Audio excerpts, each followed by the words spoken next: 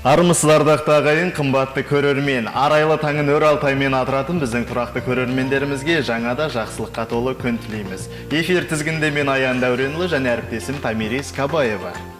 Здравствуйте, дорогие телезрители! Доброе утро! Это программа «Алтай Тане». С вами ее ведущая Тамирис Кабаева и мой коллега Аян Дәуренұлы. Сегодня наша любимая среда, 22 мая, 8 часов по времени столицы. Я желаю вам много позитива, энергии и чтобы самое главное, ваш день прошел успешно.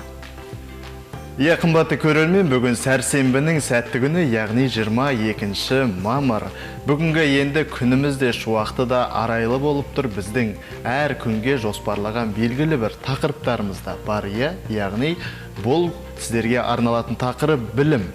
Яғни білімге деген махаббат, білімге деген құштарлық тақырыбын кең көлемде талқылайтын боламыз. Яғни Ыбырай Алтынсарин айтқандай, өнер білім бар жұрттар тастан сарай салғызар, айшылық алыс жерлерден жылдам хабар алғызар, аты жоқ құр арбана деген Ыбырай Алтынсариннің белгілі бір өлеңдерінде білімге деген құштарлық, білімге деген махаббат қазіргі заманның, яғни технологияның дамуымен тікелей байланысты. Білім дегеніміз бұл болашақтың есігін ашатын үлкен бір құрал, үлкен бір кілт деп айтсақ болады. Сіздерге әрине 22 мамыр оқу жылының да аяқталуына аздаған уақыттар, яғни күндер қалды. Сондықтан сіздерге маңызды ақпараттар, эфирімізді қарап отырған түлектер болса, сала мамандарымен және де кәсіби бағдар аясында біз сала мамандарымен талқылайтын боламыз. Да, действительно, я повторюсь, тема нашего сегодняшнего эфира – это любовь к знаниям. И, как вы знаете, сейчас конец учебного года. Я думаю, в каждой семье найдется школьник или выпускник. Это праздник семейный, и это прекрасно. Впереди лето, жара, отдых, но при этом не стоит забывать и о знаниях. Нужно учиться, сдавать тесты. Многие занимаются в этот период самообразованием, читают книги, ходят на курсы. Поэтому сегодня мы как раз-таки обсудим с вами любовь к знаниям и как же самосовершенствоваться летом. Я дұрыс айтасың, Тамирис, осы тұста әрине білім берудің де өзіндік үдерістері жыл сайын қарқынды түрде дамуда. Мәселен енді сол бір үдерістің бір-екеуіне тоқталып өтсек, әуелгі кезекте жаңа технологиялардың пайда болуы. Бұл енді жаңа технологиялардың пайда болуы COVID-19-дан кейін, яғни пандемиядан кейін қарқынды үлес ала бастады. Себебі жан-жақта онлайн жүйеде оқу және де аралас жүйеде білім беру бағдарламасы осы бір негізде соңғы 3-4 жыл аясында кең көлемде жұмыс жасай бастады. Яғни сандық технологияларда қазіргі таңда өзіндік бір нәтижесін беруде, яғни мобильді оқыту және сандық технологиялар арқылы оқыту да қазіргі заманның талабына сай. Яғни соның сәйкесінше түрлі әлемдік деңгейде болсын, қазақстандық деңгейде болсын, онлайн жүйедегі білім алу. Сондай-ақ, яғни дәстүрлі оқытудан қазіргі заманауи түрде кез келген біздің білім жолында деген бұл шектеудің болмауы деп айтсақ болады. Бұл да қазіргі таңдағы болашақта білім аламын деп отырған жас түлектерге, жас талапкерлерге өзіндік бір әсерін тигізері анық деп айта аламыз. Действительно, знание и путь к знаниям, он достаточно большой, и никогда нет определенного потолка тому, чего можно достичь своим собственным разумом. Поэтому нужно стремиться, учиться, всегда развиваться. Даже работая, всегда нужно стремиться к новым знаниям и обучаться чему-то интересному и познавательному. Но также хочу отметить, что сейчас детям большой упор дают также на физическую культуру, уроки физкультуры, различные состязания, челночный бег, всякие мероприятия, такие как марафоны. Это все проводится у нас в школах, в вузах на регулярной основе, и этому уделяется большое внимание. Я с этим 100% согласна, потому что, несмотря на то, что нам нужно читать, учиться, вычислять, делать какие-то химические, физические открытия, но при этом не стоит забывать о своем здоровье и о том, что нужно тренироваться. А этому всему, я думаю, помогает зарядка с утра. если день начнется с зарядки, то в целом все пройдет хорошо и энергично. Поэтому я прошу тебя, Ян, и наших дорогих телезрителей перейти к нашей следующей рубрике «Спортивная минутка». Разрядитесь на целый день.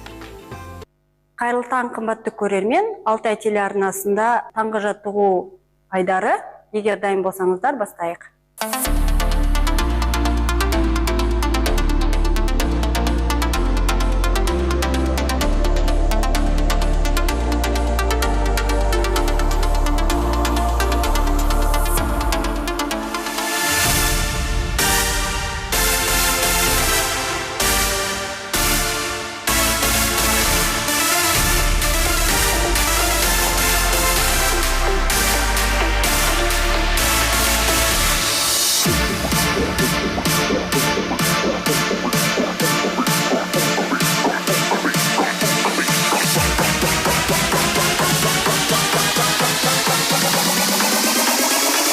Funky bass drop.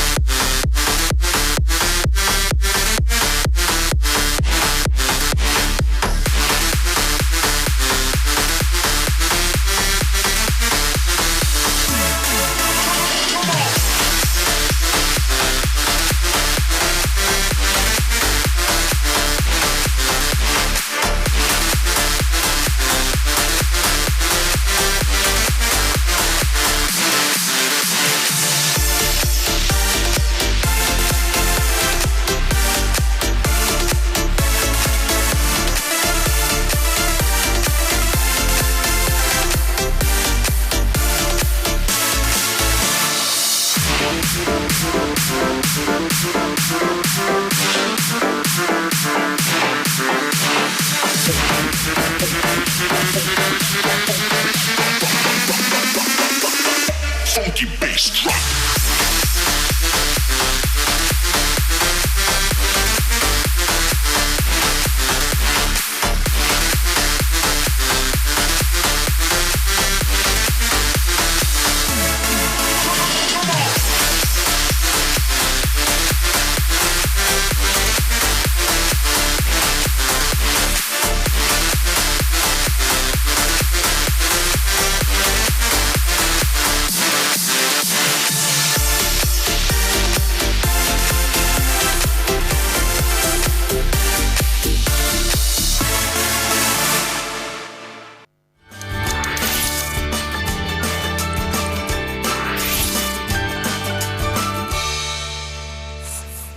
Қымбатты көрермен, Алтай таң ақпараттық сазды бағдарламасы тікелей эфирде арнамызға жаңадан қосылған. Көрермендер болса, тағы да қайырлы таң дейміз, күндеріңіз нұрлы да шуақты болсын.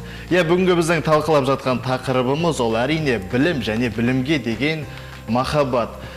Біз эфир басталысымен бірден осы тақырыпты қызу түрде бастап кеткен сияқтымыз, себебі бұл білімнің ұшы қиыры жоқ, яғни шексіз, бір 2 сағат көлемінде шектеле алмаймыз, себебі әр сағат сайын, әр күн сайын қазіргі таңда білім жүйесі де түрлі деңгейде форматта ауысуда, оның өзі де бір жаңағы білімнің қарыштап күннен күнге дамып келе жатқан байқауға болады. Бұл да дерлік енді әрине айтылатын жаңағы бір тақырып болуы қажет, себебі алдағы уақытта ұлттық бірыңғай тестілеу келе жатыр, яғни біздің түлектерге де маңызды ақпараттар бар. Қымбатты көрермендер, Алтай таңы ақпараттық сазды бағдарламасында қандай да бір сұрақтарыңыз болса, байланыс нөміріне жазсаңыздар болады. Өйткені бүгін бізде мектептен кәсіптік бағдар бойынша сала мамандары келеді, және де университеттен сала мамандары келіп, өздерінің ақпараттарымен, яғни ең керекті құнды дүниелермен бөлісетін болады.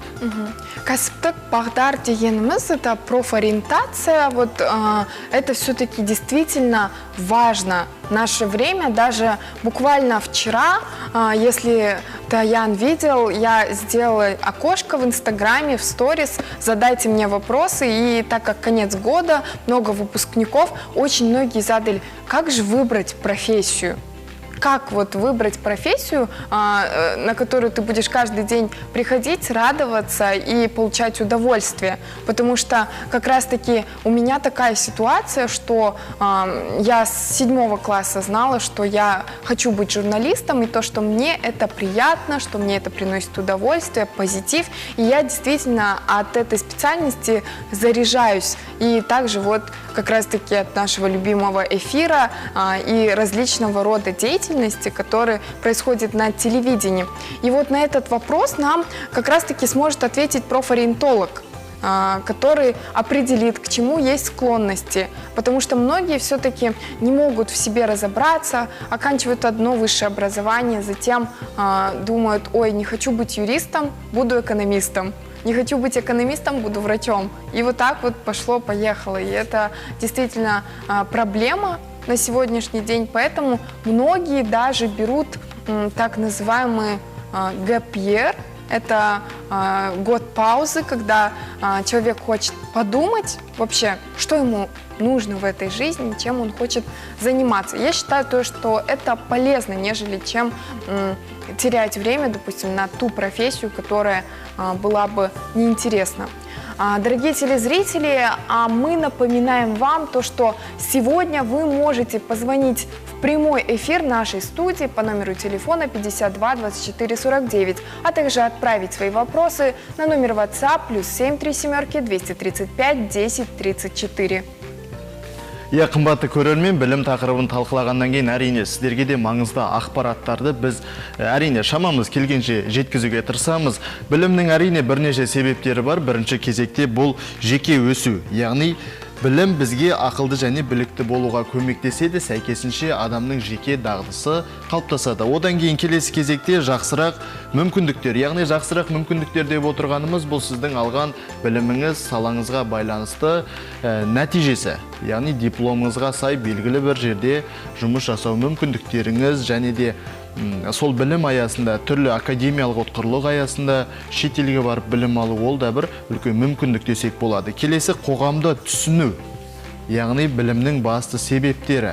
Яғни қоғамды түсінген білімді адам қандай тұлға? Бұл қоғамның мәселесін, проблемасын тұрғылықты деңгейде шеше алатын сала мамандары болып шығуы. Және де білімнің маңызды себептерінің бірі әрине бұл қоғамды түсіну және мәселені шешу, сондай-ақ инновациялар деп аталады. Яғни қазіргі заманауи технологиялардың қарыштап дамып отырғандықтан әр жыл сайын түрлі бағдарламалар іске қосылып жатыр. Оны да біздің болашақ түлектер ескеру қажет. Яғни қазіргі таңда барлығы дерлік бұл жаңағы компьютермен, сондай-ақ түрлі бағдарламалау тілдермен байланысты болғандықтан түрлі жаңағы өздеріне талапкерлер резюме жасап жатады, иә? Сол кезеңде міндетті түрде жаңағы түрлі бағдарламалау тілдерін білу маңыздырақ екенін жаңағы басты назарға салып жатады. Бұл да дерлік қазіргі таңдағы бір заманауи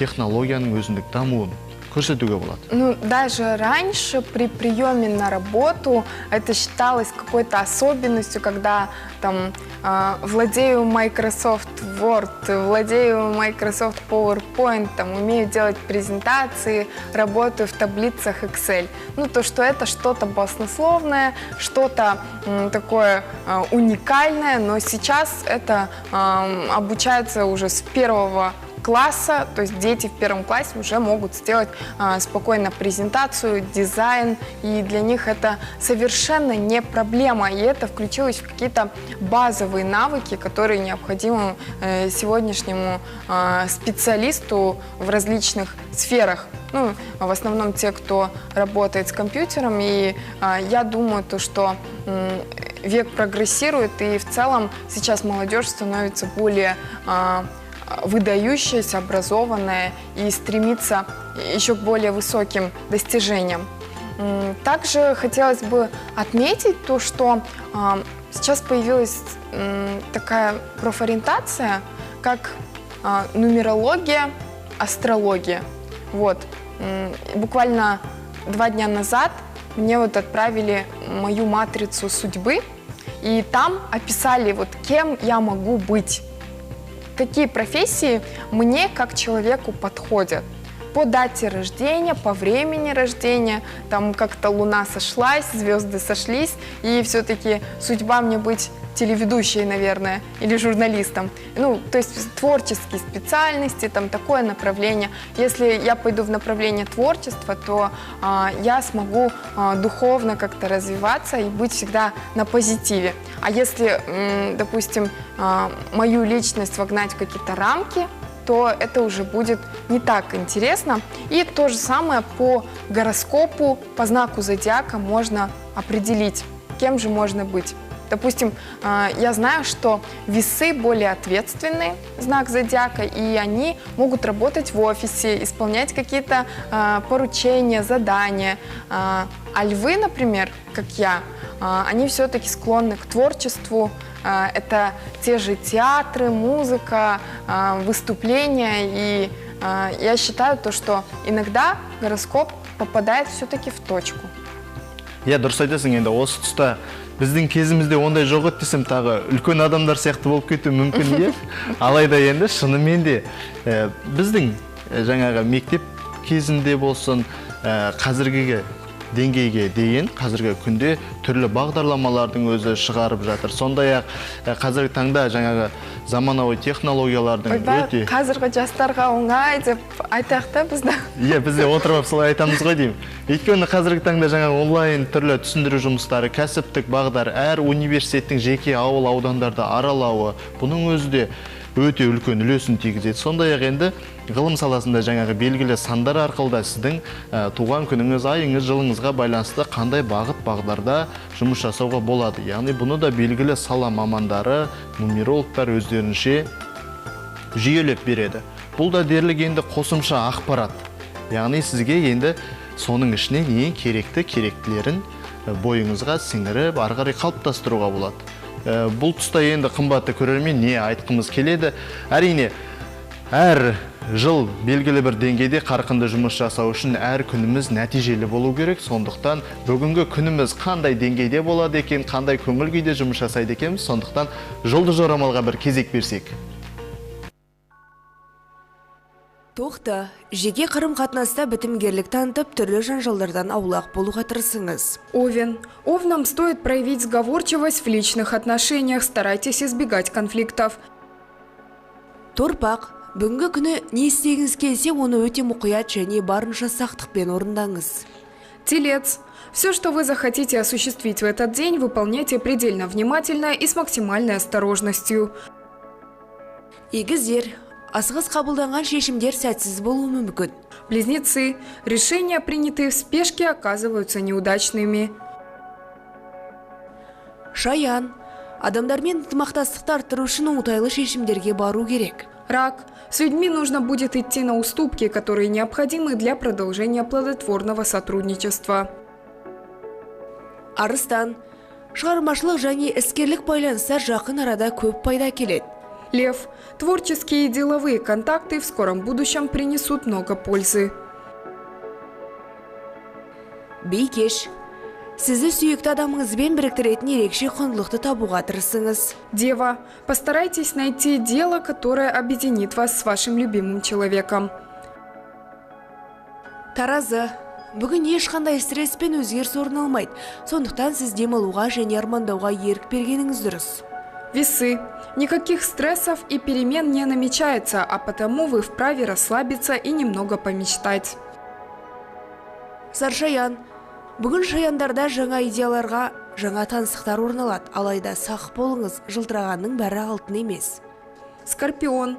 Сегодня скорпионы будут увлечены новыми идеями или людьми, однако будьте осторожны, не все то золото, что блестит. Мерген. Күтпеген мәселелерді шешуге дайын болыңыз. Стрелец. Приготовьтесь решать неожиданные проблемы. Тауешкі. Ешқандай себепсіз ренжімеуді үйреніңіз. Козерог.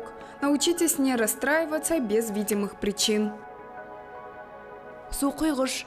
Қаржылық инвестициялар үшін жақсы күн. Барлық ақша операцияларын бақылауда ұстаңыз. Водолей. Хороший день для финансовых вложений. Держите под контролем все денежные операции. Балықтар, сіз кез келген қиындықты жеңе аласыз. Түстен кейін достарыңызбен сапарға шығуға болады. рыбы. Вы справитесь с любыми сложностями. Во второй половине дня можете отправиться в поездку с друзьями.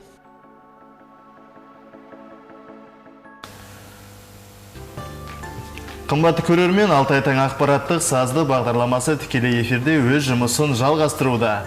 Біздің ортамызға да мейманымыз жайғасты. Жақынырақ таныстыра кетсем, Өскемен қаласы әкімдігінің номер 45-ші бейінделген орта мектеп коммуналды мемлекеттік мекемесінің педагог кәсіптік бағдар беруші маманы Динара Бапаева. Қош келдіңіз, көңіл күйіңіз қалай? Сәлеметсіз, жақсы, көп рахмет. Енді бірден алғашқы сұрағымызды бастап кетейік. Соңғы 2 жылдықта мектептің білім беру бағдарламасында кәсіптік бағдар беруші, яғни сала маманы енгізіліп жатыр. Соның негізгі міндеттер туралы айта кетсеңіз. Қазіргі таңда 2022-2023 оқу жылында кәсіби бағдар мамандығы елбасының нұсқауы бойынша бүкіл барлық мектептерге кіргізілді. Мамандар қазір жұмыс істеп жатыр. Негізгі мақсаттары қоғамда болып жатқан проблема. Біздіңгі бүгінгі таңдағы жастардың, балалардың және болашақтағы мамандықтарын таба алмаулары. Сондықтан оларға өте көп көмек керек екендігі айқын көрініп тұр. Бұл бізде практикада, қоғамда көрініп тұр. Өйткені оқушылар мектеп бітірген соң қайда оқуға түсерін білмейді. Бірінші фактор. Өздеріне ұнамайтын мамандыққа оқуға түседі. Екінші фактор. Және ұнамайтын мамандық оқып шыққаннан кейін бұл мамандықта жұмыс істемейді. Бұдан келіп бізде бөлінген гранттардан текке оқып шыққан грантты алып оқып шығады да, сол мамандық бойынша жұмыс істемегендіктен қоғамда жәнегі қажеттілік туындайды. Өйткені ол бітірген студенттер басқа мамандыққа, басқа жолда кетіп қалып жатады. Проблема сол жерден туындап отыр. Сондықтан мектепте неғұрлым ерте жастан бастап балаларды кәсіби бағдарды таңдауға көмектесу керек. Біз болашақ кәсібін таңдауға көмек беру мақсатында жұмыс істеп отырмыз. Ал енді осы тұста кәсіптік бағдар беру бойынша мектепте тікелей оқушылармен қандай жұмыстар жасалады? Оқушылармен күнделікті жұмыс жасаймыз. Жалпы негізі бастауыштан бастап неғұрлым ерте бастаса, соғұрлым жақсы балаларға мамандығын таңдағанға жақсы, ыңғайлы болады. Біз балалармен өте көп сауалнамалар, психологиялық тесттер, жеке консультациялар, сырттан оқудан келген оқу орындармен, кәсіптік мамандықпен, яғни экскурсиялар деген сияқты көптеген жұмыстар атқарамыз. Балалар жеке көбінде бұрынғы таңда балалар ойланбайтын, бұл сұрақты қозғап бастаған кезде балалар болашақ мамандық жайлы ойлана бастайды екен. Кім боламын деп, неғұрлым ерте ойлау үшін біз осындай жұмыстарды атқаруға тырысамыз. Ал енді осы тұста балалардың заңды өкілі, ол әрине ата-аналары. Ата-аналармен қандай жұмыстар жасалынады? Ата-аналармен ең бірінші біз көбінде жиналыс кезінде шақырып, ата-анаға үнемі шыға бере алмаймыз ғой, сондықтан ең алғаш жиналысқа шақырған кезде кәсіби бағдар мақсатында оқу орындарымен таныстырамыз. Оқу орындары өздерінің факультеттері, қандай оқу орындары, қандай мамандықтарға оқытатындығы жайлы ақпарат береді. Кейіннен өзімді таныстырып өтемін. Әрине мектептің кәсіби бағдар беруші маман ретінде ата-аналардың әрқайсысымен жиналысында таныс болған соң, ол кісілер туындаған сұрақтары бойынша маған жекеге шығады. Жекеге шығып, жеке консультация алады, яғни баласымен отырып сөйлесеміз, ата-ананың өзімен сөйлесеміз, екі жақты шешім қабылдауға тырысамыз. Әрине кәсіби бағдар ретінде сен мұнда бар деп айта алмаймыз, бірақ та біз жәнегі ойлануға, өздеріне жақын мамандықты таңдауға бағыт бағдар беруге тырысамыз. Осы тұста енді ата-аналар тарапынан көп қойылатын сұрақтардың бірінде айта кетсеңіз. Ата-аналардың тарапында балалардың арасында резонанс туындап жатады. Бала мысал үшін ата-ана дәрігер боласын деп жатса, бала мүлдем бұл мамандықты қаламай, творческий, яғни әнші болғысы келеді, не болмаса бір журналистика өздеріңіз сияқты болғысы келеді, не болмаса тағы басқа мамандық қалап тұрады, шығармашылық бағытты қалап тұрады. Бірақ ата-ананың және жерде резонанс туындайтын жағдайлар болады. Осындай кезде өте үлкен проблемалық ситуация.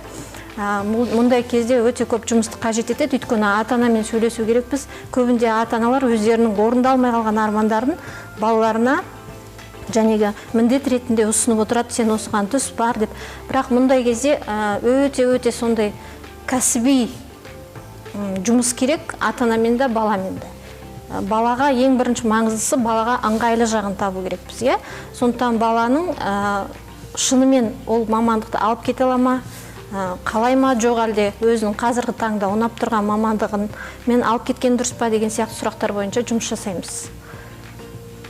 Ал енді балалардың сіздермен жұмыс жасауда қызығушылықтары қалай болып отыр?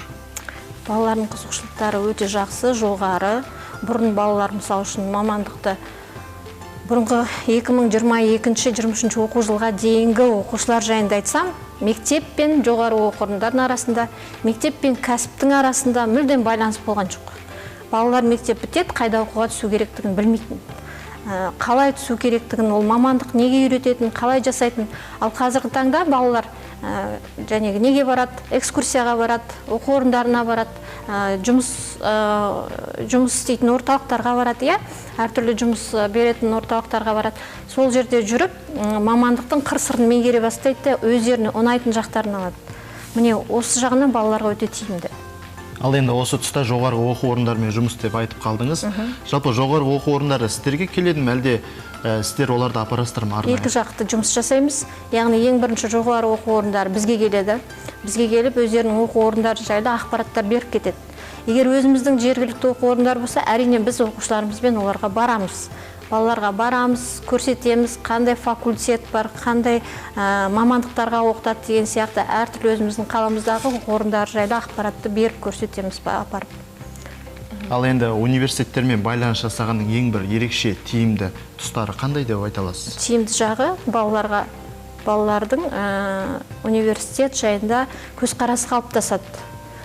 Жоғары оқу орында өздерін елестете алады және өздерінің ұнататын мамандықтарын сол жерден тауып жатады. Экскурсияның арқасында, барудың арқасында, барып көрудің арқасында. Ал енді қазіргі таңда бір мамандық таңдап, соған ғана дайындалам дейтін балалар да бар. Олар мүмкін математикаға ғана дайындалып, шет тілдер маған керек емес деп айтады. Сол басқа пәндерге қатыспау дұрыс па? Өз мамандығына ғана дайындалу дұрыс па?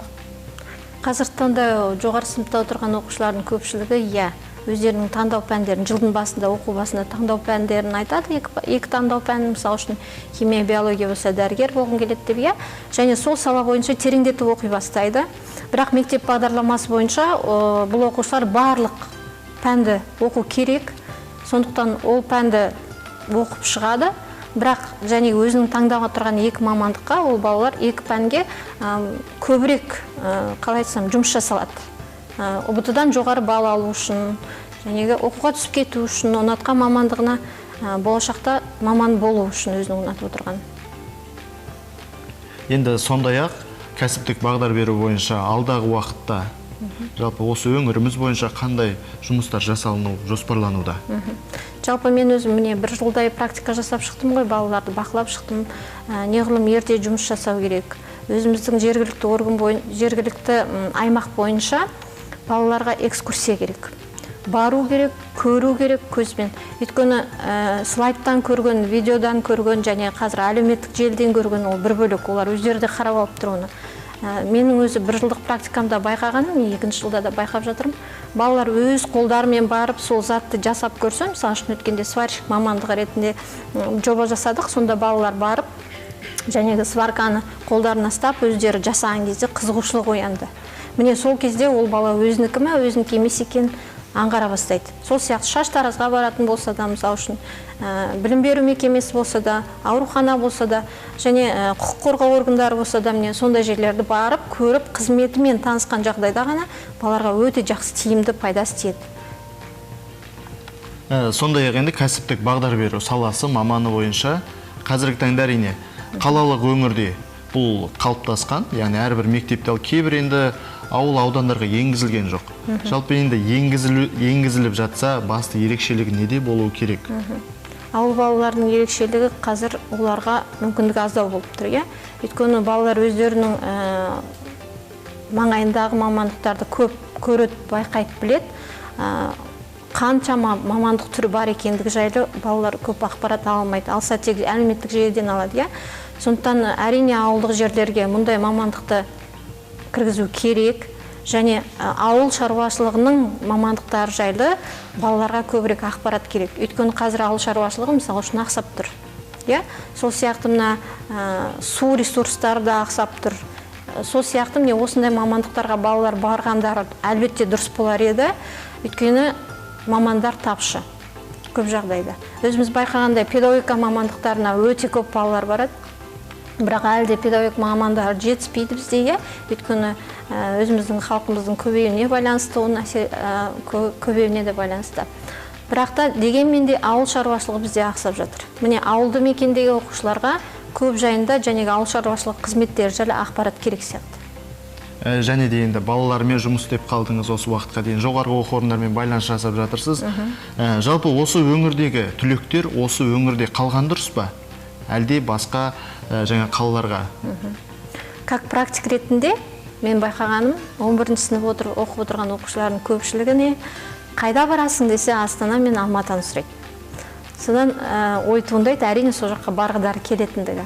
Әрине өзіміздің регионға тағы да не болады?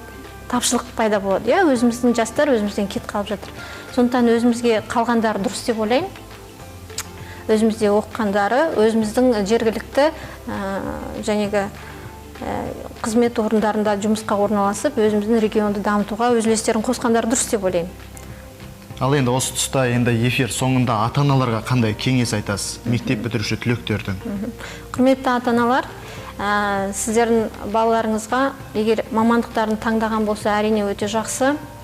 Мамандықтарын әлі де таңдай алмай отырған балалар бар, 11-ші сыныпта отырса да. Сондықтан бала үнемі ізденіс үстінде, сіздердің тараптарыңыздан көп көмек керек, қолдау керек, әңгімелесу керек, профориентатор мамандықтарға барып жолығу керексіздер. Баланың мамандығын табу үшін көбірек ізденіңіздер. Сен өзің қайсына барың келеді, соған бара сал деп итере салмаңыздар. Бұл өте маңызды қадам, өйткені адам өмірінде мамандықты дұрыс таңдаған жағдайда өте өзіне сол адамның дамуына, сол мемлекеттің дамуына пайдасы өте зор болады. Сондықтан осындай ұсыныстарым. Жақсы, сізге көп рахмет. Алтындай уақытыңызды бөліп келгеніңізге өте құнды ақпараттар болды деп біз айта аламыз, нық сеніммен. Қымбатты көрермендер, Алтай таң ақпараттық сазды бағдарламасының қонағында болған педагог кәсіптік бағдар беруші әдіскер маманы Динара Бапаева. Алтай таң ақпараттық сазды бағдарламасында келесі бейне материалға кезек берсек.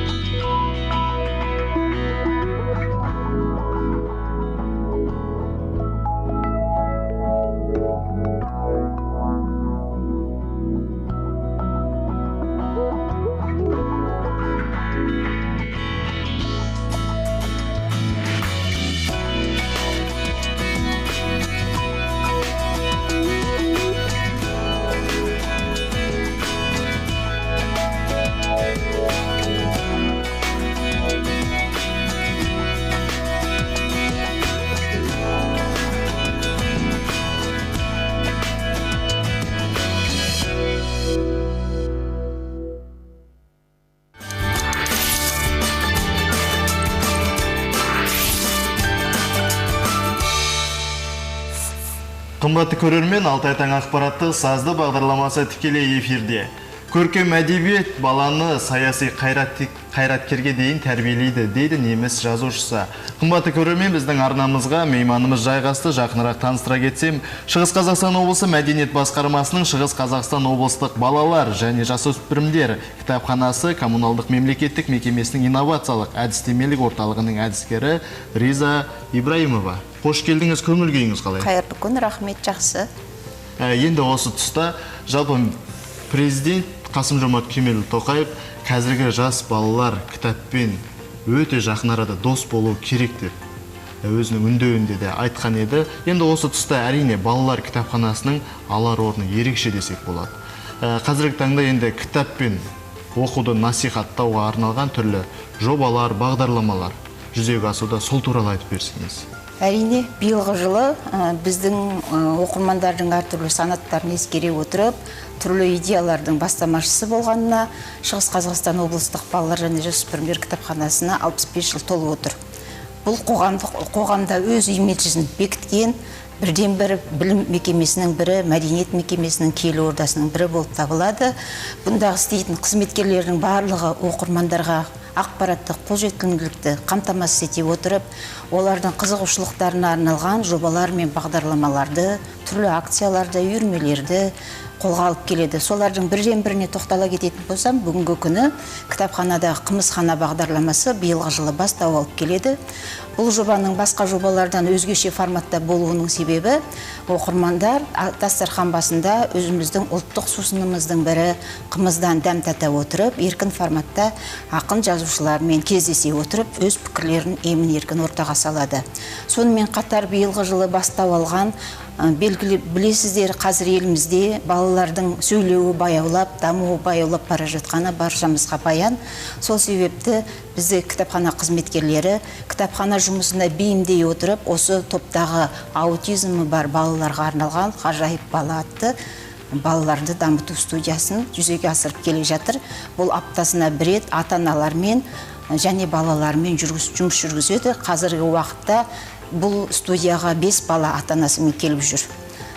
Және де бұл студияның аясында арнайы жаттығулар, сонымен қатар миға арналған жаттығулар, яғни баланың ептілігін, қиғын қозғалысын дамыту, қол моторикасын өзара әлеуметтенуіне бейімделген жаттығулардың барлығы жан-жақты қарастырылып келеді.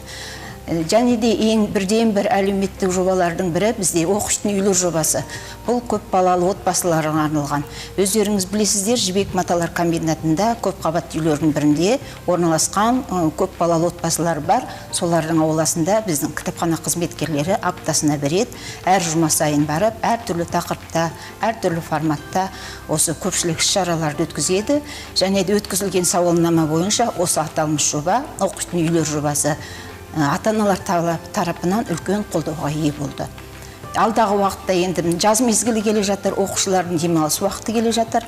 Сонымен қатар кітапхана ауласында көгалдағы оқу залы, оқитын аймақтар алаңы жыл сайын еркін форматта әртүрлі мазмұндағы қызықты танымдық ойын бағдарламаларын ұсынамыз деген айтқым келеді. Енді осы тұста балалар кітапханасы құрылғаннан бастап қала өміріне етене араласып кетті десек болады, иә? Енді осы қаламыз бойынша балалар кітапханасы қандай бөлімдерге бөлінеді? Бізде құрылымдық бөлімшелер, балаларға қызмет көрсету бірнеше, олардың ішінде оқырмандарға қызмет көрсету бөлімі, жастар бөлімі, өлкетану орталығы, оқу залы деген сияқты бөлімдердің барлығын атауға болады. Бұлардың барлығының жұмыс мазмұны әртүрлі болғанымен, алдына қойған мақсаты мен міндеті бірдей, яғни ол оқырмандарды кітапханаға тарту, кітаппен оқуды насихаттау болып табылады.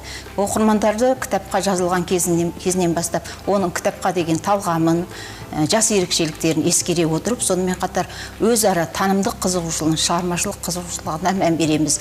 Яғни біздің кітапханадағы әр орталықта өздерінің қызығушылықтары бойынша бірлестіктері бар. Бұл бірлестіктер дегеніміз клубтар мен үйірмелер.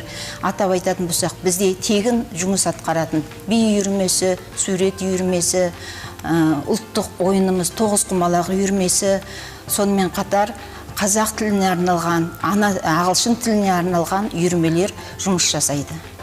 Осы үйірмелерге барлық оқырмандар келіп, кез келген уақытта өздерінің қабілеттеріне қарай қатысуларына болады. Қазіргі жастарға деген өздеріне қызықты, пайдалы кітап таңдау кеңестерін берсеңіз. Кітап таңдау кеңестері, әрине әр адамның талғамы әртүрлі. Сондықтан да оның өзінің қызығушылығына қарай, бейіміне қарай, мысалы алдыға қойған қандай кәсіби мамандықты таңдағысы келеді, соған да байланысты әртүрлі саладағы кітаптар таңдауға болады деп айта аламын. Бірақ та соңғы кездері сәнге айналып келе жатқан психология тұрғысындағы кітаптарды көбірек жастар қызығушылық танытады.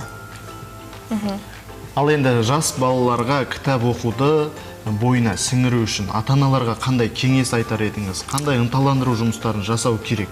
ата-ана тарапынан? Иә, ата-аналарға айтар кеңесім, бала дегеніміз ол ақ парақ қой. Ақ парақты қалай шимайласаң, бетіне қалай салсаң, бала солай икемделеді. Яғни жастайынан алған тәрбие ол отбасынан басталады. Отбасынан, мектептен, яғни мәдени орындардан бастап, баланың бойында ақырындап тәрбие жүйесі енгізіле бастайды. Сондықтан ең бірінші мен айтар едім, отбасы оқуын дағдысын қалыптастыру керек. Яғни ата-аналар ең бірінші оқуды өздерінен бастаса, кітапханаға келсе, кітап оқыса, баланың сонымен қатар ерекшелігіне, оның талғамына, оның оқуға қызығушылығына мән берсе, яғни бала мүмкін ертегіні жақсы көрер, мүмкін өсімдіктер әлеміне, немесе жануарлар әлеміне байланысты кітаптарды оқығаны жақсы көретін болар. Яғни олармен бірлесе оқи отырып, кешкі бір бос уақыттарда 30 минуттық, 15 минуттық дауыстап оқу бұл баланың өзінің зейінін дамытады, шығармашылығын дамытады, сонымен қатар оның оқуға деген ынтасын арттырады деп ойлаймын. Және де енді алдағы уақытта облысымыз бойынша қандай да бір ауқымды іс-шаралар өтеді, және қандай шаралар жоспарлануда? Иә, жыл көлемінде біз өзіміз жоспарға сай жұмыс жасаймыз, және жоспардан тыста шаралар болып жатады. Соның бір айта кететін болсақ, алдағы уақытта маусым айында республикалық жазушылар конференциясы өткізіледі деп жоспарлап отырмыз. Яғни бұнда облысымызда өтетін төр арылтай жырлайды атты поэзия фестиваліне келетін құрметті қонақтарымыз кітапхана төрінде бас қосады. Онда Қазақстан жазушылар одағының атқарылып жатқан жұмыстарға тоқталады, әдебиет саласындағы өзгерістер айтылады. Сонымен қатар жазушылардың өздерінің шығармашылықтары ортаға салынып, оқырмандар өздерінің ой пікірлерін, сұрақтарын, өздерінің қызықтырған сұрақтарын қоя алады. Және де алдағы уақытта бізде көптеген халықтың әлеуметтік осал топтармен, яғни мүмкіндігі шектеулі жандармен жұмыстар баса назар аударылып келе жатыр. Әрине, сондай-ақ енді балалардың кітап оқуына ол белгілі бір деңгейде ынталандыру жұмыстарда өтіп отырады, сіздерде? Ынталандыру. Сол бір байқаулар туралы айта кетсеңіз. Ынталандыру жұмыстары, байқаулар, челлендждер, акциялар түрлі форматта өткізіліп тұрады. Республикалық деңгейде, облыстық деңгейде, қалалық деңгейде. Солардың бірі айтып кететін болсақ, биылғы жылы орыс ақыны Пушкиннің 225 жылдығы. Осы мерейтойға арналған Пушкинді оқимыз атты республикалық онлайн сайысы өткізілді. Онлайн сайыстың бұның мақсаты ақынның үздік аудармаларын, поэтикалық аудармаларын қазақ тілінде жатқа оқу болып табылады. Осы сайыс мәресіне жетіп, онда жеңімпаздар арнайы дипломдар мен сертификаттармен марапатталды. Және де бізде 6-шы жыл қатарынан халықаралық интернет байқау өткізілді. Бұл байқаудың міндеті Шығыс Қазақстандық өзіміздің, өлкеміздің ақын жазушыларын алыс, жақын шетел жазушылар оқырмандар арасында танымал ету, оларды оқуға деген қызығушылықтарын арттыру болып табылады. Енді бүгінгі эфирімізде мамандық таңдау туралы айтып отырмыз. Кітапхана мамандары осы салада оқушыларға бір кеңес немесе жұмыс жүргізе ме? Әрине, біз өзіміз кітапхана болғандықтан, кітапханада әр жаңағы орталықтарымыз әртүрлі салада жұмыс істейді. Соның бірі көпшілік жұмыстар орталығында Майталман бағдарламасы іске қосылған. Майталман бағдарламасында енді өзінің аты айтып тұрғандай, өзінің ісінде шебер, кәсіби деңгейде жоғары біліктілікке жеткен мамандармен, еңбек адамдарымен кездесулер өткізіліп тұрады. Бұл яғни жасөспірімдердің, жастардың болашақта өзінің кәсіби маңдайда, кәсіп таңдауда қателеспеуіне, кәсіби бағдар беруіне бірден бір ықпал етеді деп ойлаймыз. Сондай-ақ енді эфир соңында жалпы білім жолында кітапхананың өзіндік алар үлесі туралы айтып берсеңіз. Қазіргі заманда қандай да бір цифрлық форматтағы дамыған заман болса да, жасанды интеллект дамыған заман болса да, адамзат баласында ең құнды дүниелердің бірі бұл кітап болып қала бермек. Яғни Абай айтқан, барлық қылым кітапта ерінбей оқып білуге деп ұлы ақын Абай ақынымыз жырлағандай, яғни білімнің көкжиегінің барлығы, әлемге адамзат баласының көзін ашатын даналықтың барлығы осы кітапта деп ойлаймын. Сондықтан кітапханада келіңіздер, кітап оқудан ерінбеңіздер деп айтқым келеді. Өте көп рахмет сізге, өте құнды ақпарат болды деп есептейміз. Сондықтан алтындай уақытыңызды бөліп келіп жатырсыз, және де Алтай арнасының көрермендеріне маңызды ақпараттар айтыңыз. Қымбатты көрермен, Алтай таң ақпараттық сазды бағдарламасының қонағы Шығыс Қазақстан облыстық балалар және жасөспірімдер кітапханасының инновациялық әдістемелік орталығының әдіскері Риза Ибраимова. Келесі кезекте Алтай арнасының көрермендеріне арналып бейне материал ұсынсақ.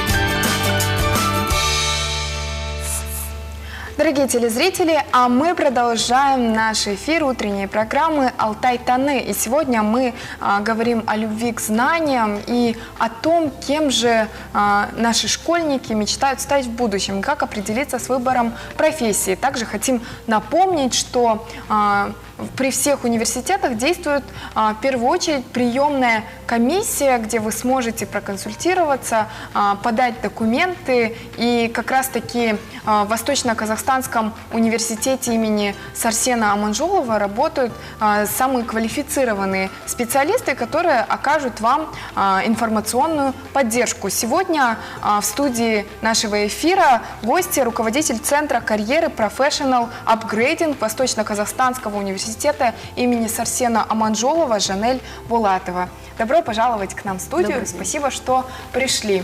Как ваше настроение? В целом год заканчивается, в первую очередь учебный год заканчивается, и насколько я знаю, в университетах это одно из самых таких вот шумных периодов, когда все студенты приходят, узнают, и как бы очень много, я думаю, энергии затрачивается на это. Добрый день.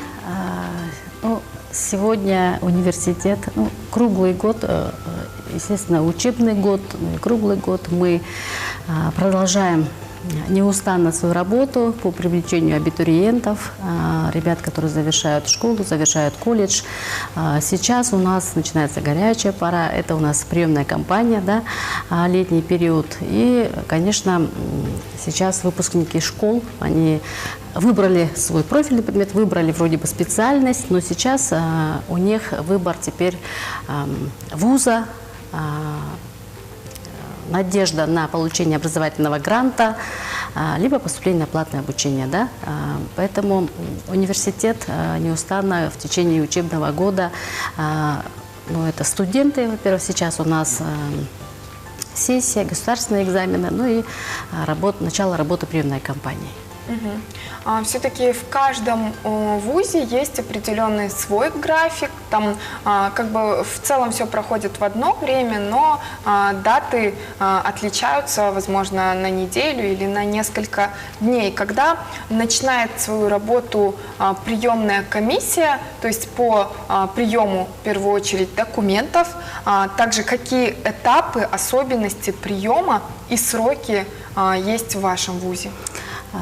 Наш университет, приемная кампания начинает работу в этом году с 20 июня. 20 июня и по 25 августа поступающие наши образовательные программы могут подавать заявление для поступления.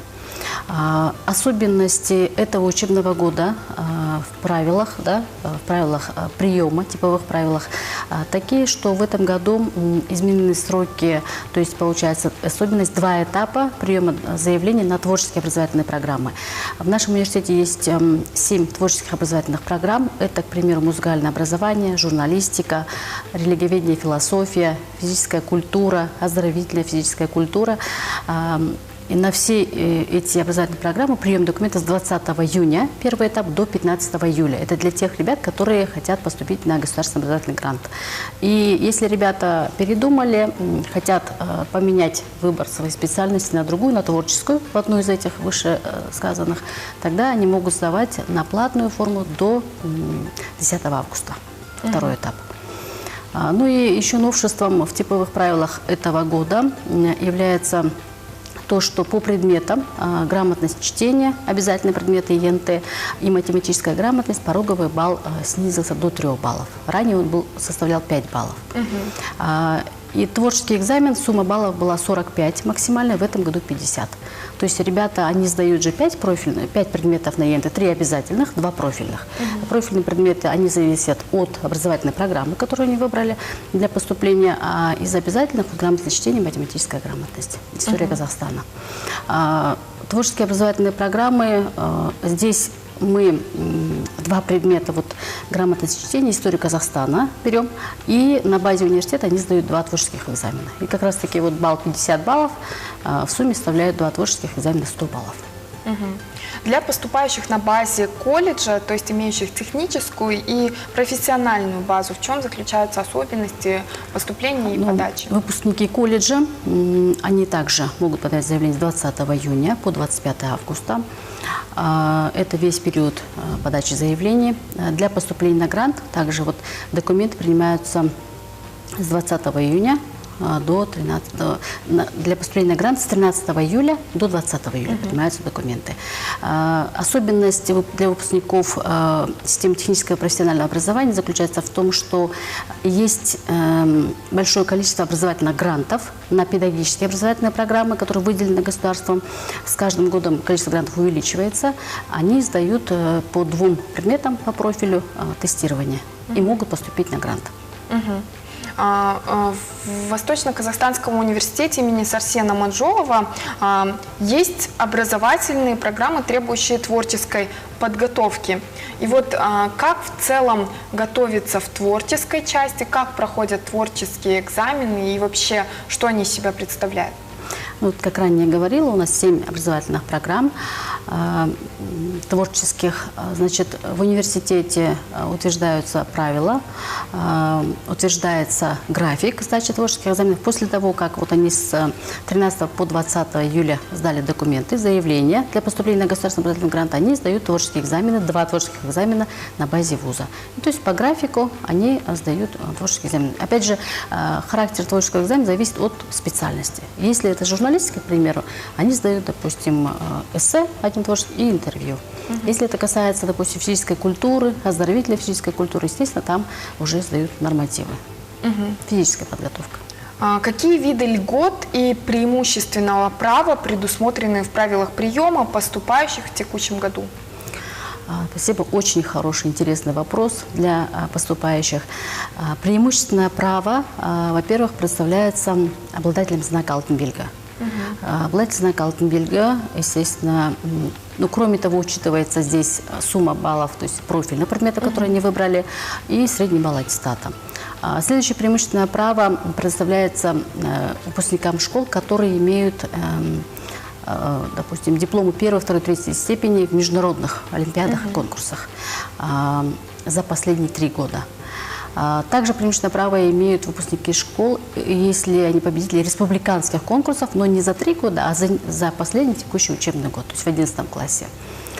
То, что касается льгот, это, во-первых, ребята-инвалиды, дети-сироты, дети, которые остались без попечения родителей, да?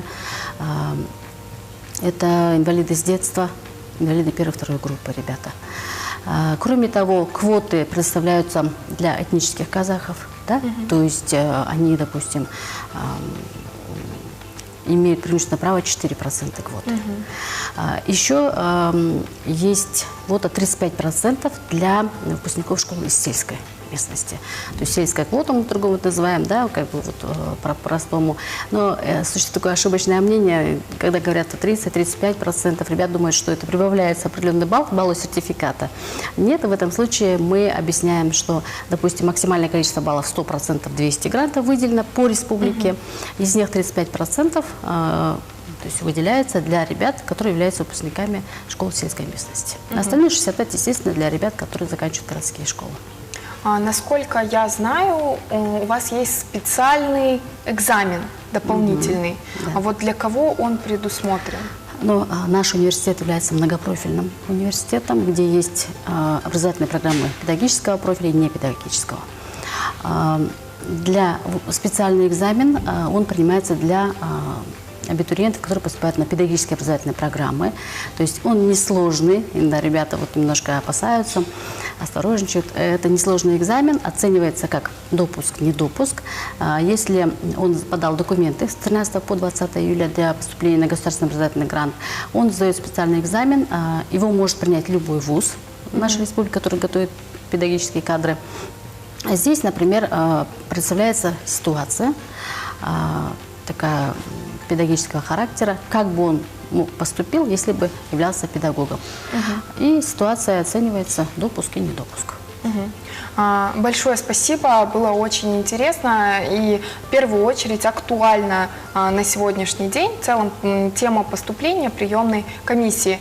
Большое спасибо, дорогие телезрители. А в нашей студии была руководитель Центра карьеры Professional Upgrading Восточно-Казахстанского университета имени Сарсена Аманжолова Жанель Булатова. А мы переходим к следующей рубрике.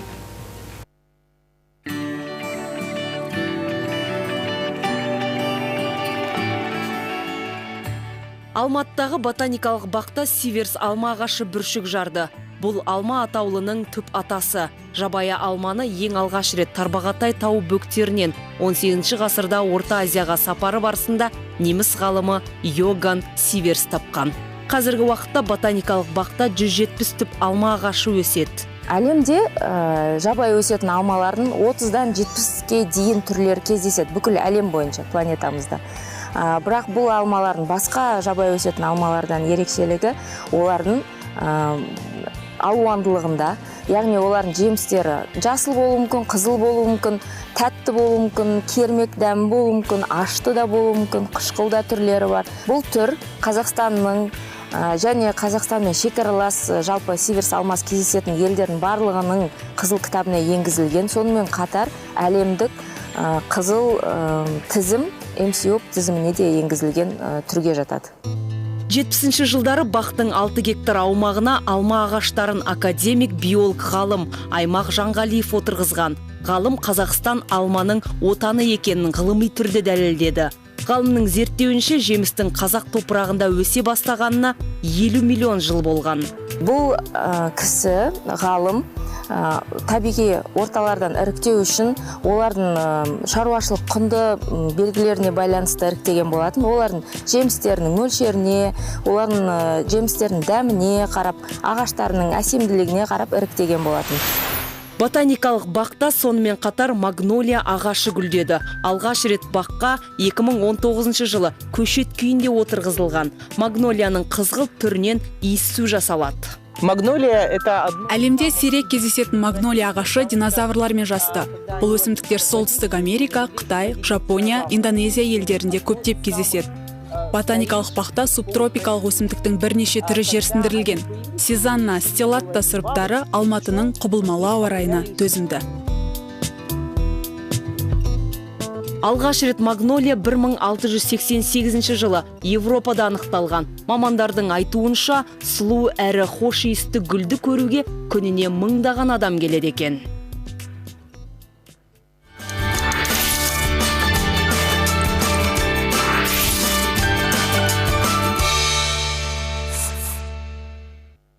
Қымбатты көрермен, Алтай таң ақпараттық сазды бағдарламасы тікелей эфирде өз жұмысын жалғастыруда. Енді осы тұста кәсіптік бағдар беру жұмысы бұл дәуір орасан жауаптылықты қажет етеді.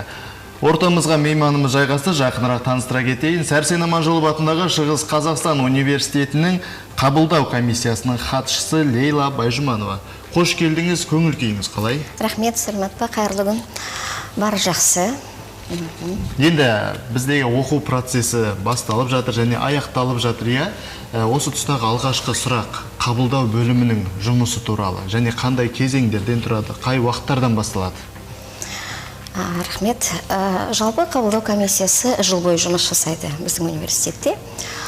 Алайда өзінің тікелей құжаттарды қабылдау, кеңес беру жұмыстары барлығы біраз қарқынды түрде енді басталады.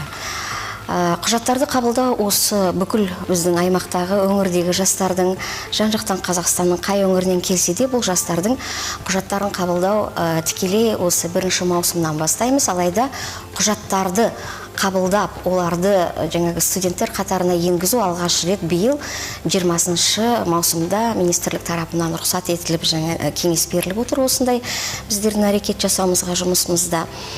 Енді айта кететін болсақ, жалпы біздің Сәрсен Аманжолов атындағы университеттің студент талапкерлерді тарту, кеңес беру жұмысы бүкіл Қазақстан бойынша жүріп отырады. Біз жыл бойы, жыл көлемінде осы өзіміздің басшымыздың бастамасымен, ол кісінің үлкен қолдауыменен профессор Төлеген Мұхтар Әділбеков, өздеріңіз білесіздер, біздің университеттің басшысы. Біз осы Қазақстанның барлық оңтүстік өңірлеріне 4-5 ретке дейін жаңағы үлкен сапарларға шығып, концерттік бағдарламаларменен жастарды жұмылдырып, өзіміздің жаңағы дарынды, талантты волонтер жастарымыз, еріктілер, солардың күшіменен үлкен кәсіптік бағдар беру жұмысын жасаймыз. Сондықтан да бізде тікелей тығыз байланыстамыз, барлық жауаптарына жаңағы сұрақтарына жауап беріп, өзіміздің университетімізді жаңағы жыл бойы осылай дәріптеп көрсетіп отырамыз. Екіншіден, қазіргі таңда Ақтау, Атырау деген өзіміздің батыс өңірлерімізге де мақсатты гранттар беріліп отыр. Биыл да қазір біздің өзіміздің мына өкілдеріміз барып, үлкен республикалық деңгейде ұйымдастырылған кәсіптік бағдар беру, көрме жұмыстарына қатысып қазіргі сәтте осы сапардан оралып келе жатыр. Енді өзіміздің жұмысымыз тікелей біздің үлкен жаңағы ұжым арқылы, ұжымның күшіменен осы маусымда басталады. Бұл қабылдау комиссиясының өзінің жұмысы бірнеше кезеңнен тұрады. Ол мысалға талапкерлердің өздері бірнеше категорияға бөлінеді. Ол мектеп бітірген талапкерлер, оның ішінде ақылы түрде грантқа түсетіндер бар, колледж түлектері. Биылғы жылғы, ағымдағы жылда болса да, өткен жылдардың түлектері болса да, біз барлығын қабылдаймыз, кеңес беріп отырамыз, әрқайсысына жеке-жеке өз басына ерекше жаңағы сұрақтарына жауап беріп.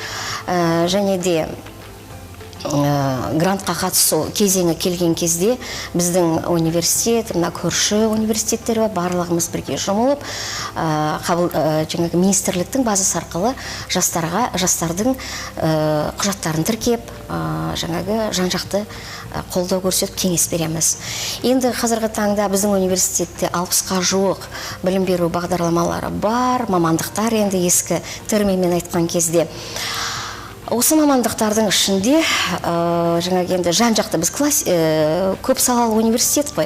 Сондықтан да мысалға экономика бағытына барам десе де, құқық бағытына барам десе де, барлық жаңағы жаратылыстану бағыттарында біз дайындаймыз.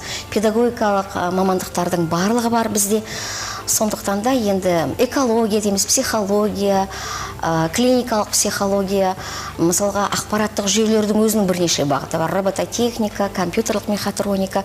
Сонан кейін соңғы мына біздің ректорымыздың бастамасымен, сол кісінің инициативасымен, сол кісі келе салып бізде қосырланған мамандықтар ашты.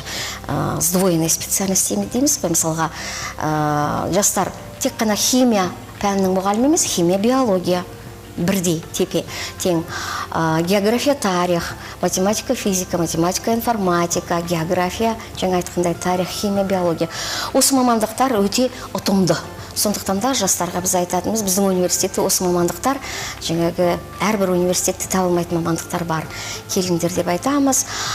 Енді жастар, мысалға, мен грантқа түсем дейді. Грантқа түсетін жастар қазіргі таңда 2 мәрте өткізілетін осы маусым, мамыр маусым және шілде айының басында өткізілетін 2 мәрте өткізілетін ұбыты бар. Ұбыты жалпы 1 жылдың көлемінде 5 рет өткізіледі, 5 кезең. Енді осы мамыр маусымы және шілде айында өткізілетін ұбытылардың нәтижесі бойынша ғана сертификаттар грантқа, конкурсқа қатысуға жарамды. Конкурстың уақыты 13 шілдеден басталып, 20 шілдеде аяқталады. Енді осы жерде тағы айта кететінім бар, бізде ерекше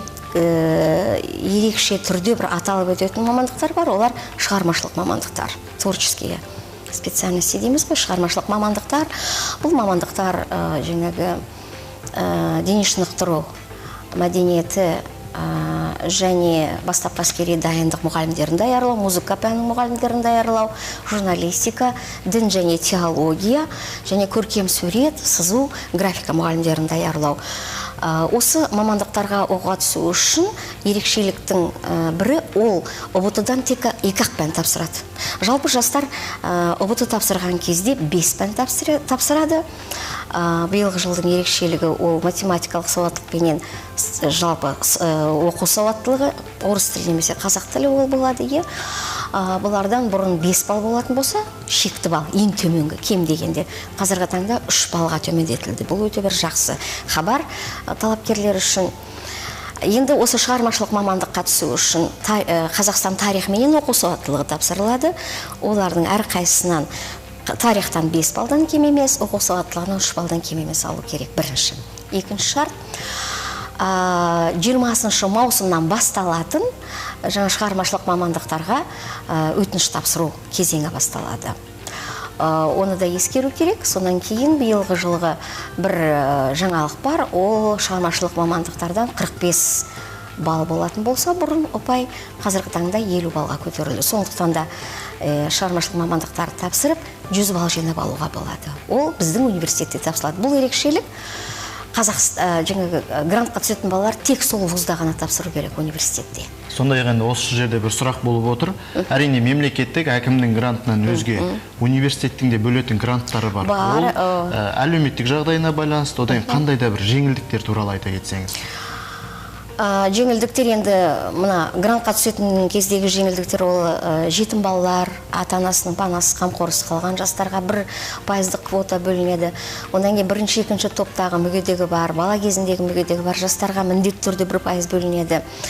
Көп балалы отбасы міне жылдар бойы қазіргі таңда жақсы бір қолдау көрсетіліп келе жатыр. Көп балалы отбасы дегеніміз отбасыда 4 бала кәмелеттік жасқа толмаса және одан да көп 5-6 бала болса, осы жастарға көмек көрсетіледі. Содан кейін толық емес отбасынан шыққан жастар бар. Ол ата-анасының біреуі өмірден қайтып кеткен жағдайда растайтын құжаты болу керек. Немесе 3 жылдан кем емес мерзімі бар ата-анасы ажырасып кеткен кездегі жаңағы отбасынан шыққан жастарға көмек көрсетіледі. Жеңілдіктің тағы бір түрі ол үздік түлектерге байланысты жеңілдіктер бар ма? Үздік түлектерге байланысты олар енді конкурс кезінде аттестатының орташа баллы ескеріледі. Содан кейін алтын белгі иегерлеріне басым құқық беріледі. Мысалға 100 бала тең бірдей бір балменен келсе, соның ішінде бірінші болып конкурста жаңағы алтын белгі иегері қарастырылады. Екінші, халықаралық деңгейде соңғы 3 жылда бірінші, екінші, үшінші дипломы бар, дәрежесі бар, дипломы бар жастар бұл жан-жақты спортта болсын, музыкалық конкурстарда болсын, пәндік олимпиадаларда соңғы 3 жылда бірінші, екінші, орыншы жаңағы дипломның иегері болса, немесе республикалық деңгейде соңғы 1 жылда. Тағы да бір айтылатын категория ол жаңағы ата-анасы соңғы жылдары әскери қақтығыстарға қатысқан кезде, алайда шейіт болып кеткен жағдайда, қайтыс болған жағдайда ол балаларға да жеңілдік беріледі. Сондай-ақ енді екінші жоғарғы оқу орны, колледжден кейінгі жоғарғы оқу орны бойынша білім беру бағдарламалары бар және соған құжат өткізу туралы айта кетсеңіз. Жаңағы техникалық және кәсіби білім негізінде түсетін жастар, колледждің жастары, ол өткен жылғы болса да, биылғы ағымдағы жылдағы жастар болса да, оларға жаңағы тағы да мемлекет тарапынан жақсы жағдай жасалған. Олар тек қана 2 емтихан тапсырады. ұбт кезінде олардың мамандықтарына, сәйкес келетін мамандықтарына грант бөлінсе. Екінші, 3 жылдық, қазіргі таңда 2 жылдық деген біз мерзімдерді қарастырып жатырмыз, қысқартылған оқу мерзіммен оқиды. Екінші категориясы колледжді бітірген жастар, олар кейбіреулері өзінің мамандығына емес сәйкес келген. Мемлекеттік министрлік тараптан 134-ші бұйрықпенен регламенттелінген, ол өзінің мамандығына түсіп жатқан кезде оған жасалатын жеңілдіктер туралы. Екінші, ақылы түрде оқуға түсуге болады. Ал енді ақылы түрге түспеймін. Мен мысалға математиканы бітіріп отырмын, алайда мен экономикаға барып түсем десе, ол бала міндетті түрде ұбт тапсыру керек. Жаңа мектеп бітірген түлек сияқты. Сондықтан да осы жастарды енді ақылы түрде оқуға түсетін жастар болса, біз оларды өзінің мамандығына сәйкес келсе, біз оларды емтихансыз қабылдаймыз, сұхбаттасу негізінде. Екінші, бірінші жоғары білімі болып, екінші жоғары білімге оқуға түсемін деген жағдайда біз тағы да сұхбаттасу өткізіп, емтихансыз бұл тұлғаларды қабылдап аламыз. Ал енді алтындай уақытыңызды бөлгеніңіз үшін көп рахмет. Большое спасибо. Вы проделываете действительно огромную работу. И как раз сейчас конец учебного года. Это как никогда актуально. Большое вам спасибо за вашу работу в первую очередь и за то, что у нас в регионе есть такие квалифицированные специалисты, которые оказывают информационную поддержку студентам и помогают поступать. Дорогие телезрители, а в нашей студии была Байжуманова Лейла Тулеубаевна, ответственный секретарь приемной комиссии Восточно-Казахстанского университета имени Сарсена Аманжолова. А мы продолжаем следующей рубрикой.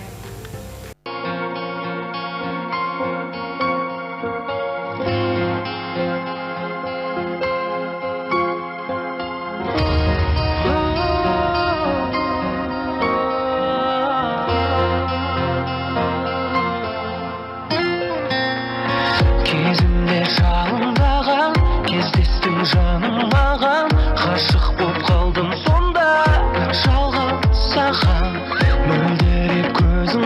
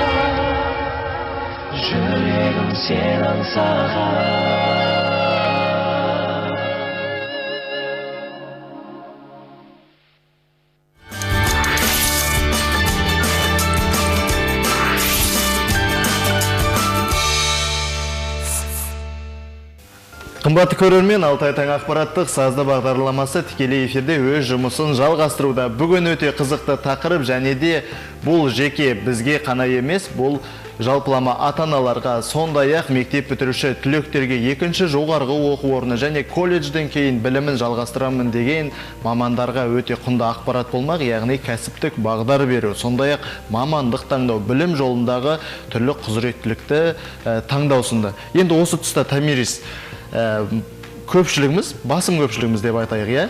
Бала кезімізде ғарышкер боламыз, одан кейін суретші болады, одан кейін мұғалім болам, дәрігер болам деген осы бір 3-4 мамандықты көп айтатын. Алайда енді өскеннен кейін басқаша өзгеріп жатады.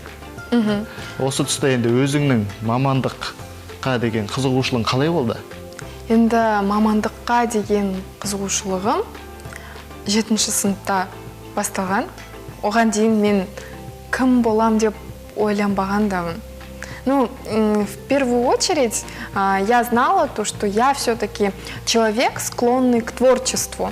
Ну, то есть мне нравится проявлять себя как-то, возможно, даже я думала, буду выступать на сцене театра или что-то подобное, потому что это интересно, это необычно, каждый день примеряя на себя различные маски и роли. Но в 7 классе я решила то, что я хочу быть журналистом, потому что в целом это такая профессия, которая охватывает разные отрасли. То есть, будучи журналистом, ты не зацикливаешься на одной сфере. То есть, допустим, если человек занимается, не знаю, энергетикой, вот он знает все об энергетике. Или человек занимается угольной промышленностью, нефтью. Он знает о своей отрасли абсолютно все. Но переходя на другие отрасли, он уже теряется. А мы, журналисты, в первую очередь должны быть в курсе всех событий, понемногу разбираться в каждой сфере, и меня это привлекает, потому что сегодня ты можешь надеть защитную каску и погрузиться в мир угольной промышленности, я не знаю, поехать на ТЭЦ, почувствовать себя сотрудником, пережить. Это как, знаешь, наверное, театр одного дня, когда ты целый день ходишь, допустим, это зала, и вот эта вся атмосфера, и ты чувствуешь себя не журналистом, а ты погружаешься в эту всю информацию, в этот процесс, в эту работу, изучаешь эту тему в дальнейшем, а на следующий день ты уже актриса, сидишь в эфире и шутишь шутки и разговариваешь о том, как прекрасно прошел твой день, допустим, в той же сегодняшней передачи «Алтай-Таны». И это, наверное, самое ценное в нашей профессии, то, что мы можем почувствовать себя разными личностями, разными специалистами, и никогда не бывает скучно. Об этом я точно знала, и поэтому я хотела выбрать именно ту сферу, в которой мне не было бы скучно, в которой я могла бы проявляться совершенно с разных углов, можно с разной призмы, допустим, взглядов, и сегодня вести новости или программу, а завтра уже участвовать в каких-то раскопках археологических, и это, я считаю, очень круто. Я не пожалела ни разу, но при этом, вот как я говорила, разные профориентационные тесты, нумерология, матрица судьбы, это все говорит о том, что профессия журналиста, она все-таки мне подходит, я себя здесь чувствую хорошо и проявляюсь в дальнейшем в плюсе для себя. А кем в детстве хотел быть ты, Аян? Енді менде де бірінші кезекте саған қуанып отырмын. 7-ші сыныптан бастап өзінің жаңағы арманыңа жеткеніңе. Өйткені 7-ші сыныпта мен нені таңдаймын деп ойлағаныңның өзі бір шынымен мәртебе ғой. Өйткені қазіргі таңда кейбір жағдайда болады, 11-ші сынып оқып жатады да, мен не оқысам болады, мына жақта грант көп екен, мына жақта аз екен, әлде мына жаққа бара салайын ба деген сияқты. Сондықтан 7-ші сыныптан бастап жаңа таңдау ол өте жоғарғы деңгейдегі бір арман деп ойлаймын. Ал енді өзімде де жаңа сенікіне ұқсастау, жалпы шығармашылық адам болуды қаладық. Сондай-ақ әрине енді қазіргі таңда кез келген бір баланың арманы ол телеарнаның арғы жағында отыру шығар. Ол жаңағы журналистерді көріп отырамыз, жаңалықтарды көріп отырамыз, осы кісілер сияқты бізде бір күні хабар жүргізіп отырсақ деген болады ғой. Астында жазылып тұрған жаңа титрларды оқып, бірге қайталап деген сияқты. Сол сияқты енді шығармашылық бағыт саласында, түрлі мектеп бағдарламасында қатысып көрдік. Ол олимпиадалар болсын, ол жаңағы түрлі байқаулар болсын, облыстық, республикалық, аудандық деген сияқты. Соның нәтижесінде енді қатысып жүріп, адам өзі сезеді. Негізі менің бағытым осы. Яғни жан дүние қаласа, негізі ары қарай арманда болған мақсат тұтса, әрекет етсе. Осы тұста енді тағы бір қосымша ақпарат ретінде айта кетейін, мамандық таңдаудағы негізгі ең басты қасиеттер. Ең алдымен бұл жалпы түсінік деген ұғым бар екен. Яғни біздің түсінігіміз болса, өмірді өзгерте аламыз ба? Жарайды, түсінігіміз болады, бірақ біз өмірді өзгерте алмайды екенбіз. Өйткені біз түсінеміз. Ал енді ары қарай біз қалыптасу үшін оған белгілі бір әрекет керек екен. Ал енді бізде әрекет бар, біз өмірді өзгерте аламыз ба? Жоқ дейді екен. Себебі әрекет болғаннан кейін ол тәжірибе болу керек екен. Ал тәжірибе өмірді өзгерте аламыз десе, ол да өзгертілмейді екен. Себебі тәжірибеде ол жақсы жағы болады, жаман жағы болады деген сияқты екі жақты. Одан кейін ол да өзгерте алмайды екен, келесі кезекте икем деген бар екен. Икем бұл адамның өзі соған икемі келеді дейді ғой. Және де бағыты, іс-қимылы соған сәйкес келсе бұл икем. Ал бірақ икем де өмірді өзгерте алмайды екен. Өмірді өзгертетін ол дағды. Мәселен біз түсінігіміз бар, сондай-ақ белгілі бір әрекетіміз, тәжірибеміз бар, икеміміз бар, енді кезекте дағды. Яғни белгілі бір саланың маманы болу үшін дағдылы түрде, яғни тұрақтылық қой бұл.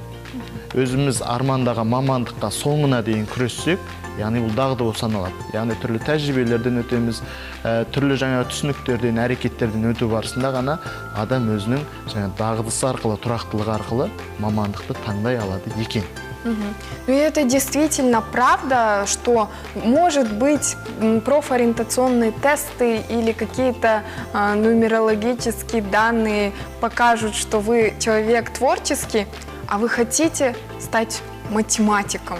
И если вы боретесь за свою мечту, да, если вы стараетесь, прилагаете усилия, все получится, и это никак не связано с тем, к чему ты предрасположен, потому что, как мы знаем, что человек, который трудится, человек, который об этом думает, который познает новые какие-то вершины в этой сфере, он обязательно добьется успеха и не обязательно быть к этому предрасположенным. Ну, насколько я знаю, даже вот говоря о вокалистах, о певцах, если у тебя изначально определенный есть талант, с детства, да, врожденный какой-то генетический, но ты не будешь развивать его, не будешь стремиться к новым знаниям, не будешь делать упражнения, допустим, чтобы ваш голос заиграл всеми красками, а человек без определенной предрасположенности, он все-таки будет заниматься постановкой голоса, постановкой каких-то верхних нот, у него все получится намного успешнее, и именно он займет место на пьедестале и на сцене. Поэтому все зависит от нашего решения и о том, как мы будем стремиться к нему. И самое главное – это знание, это работа над собой и совершенствование. Өте дұрыс айтасың, енді осы тұста қазақта сөз бар ғой, 1% талант, 99% ол еңбек дейді. Яғни әрине таланттың болғаны жақсы, алайда адам еңбектенбесе, одан нәтиже көрсетпесе, белгілі бір саланың жаңағы үздігі бола алмайды.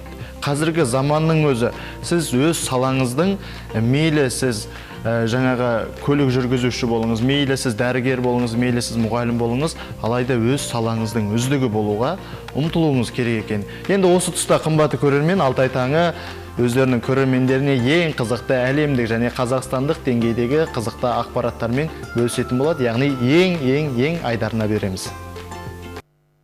Түркиялық оқушылар әлемдегі ең үлкен мектеп кемеде білім алып жүр.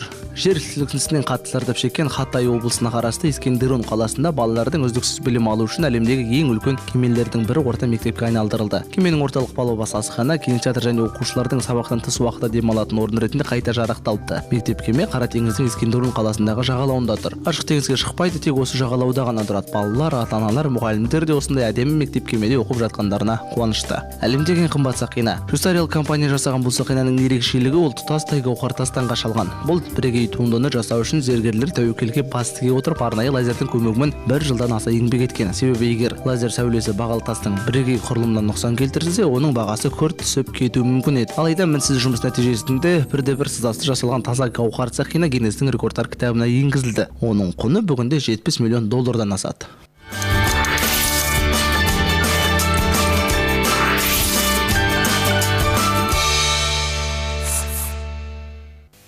Қымбатты көрермен, Алтай таң ақпараттық сазды бағдарламасы тікелей эфирде, яғни бүгінгі біздің қарастырып отырған тақырыбымыз білімге арналмақ. Білім жолы бұл әрине 1-2 сағатпен шектеле қоймайды, сондықтан шамамыз келгенше алдағы уақытта мектеп бітіретін түлектер бар.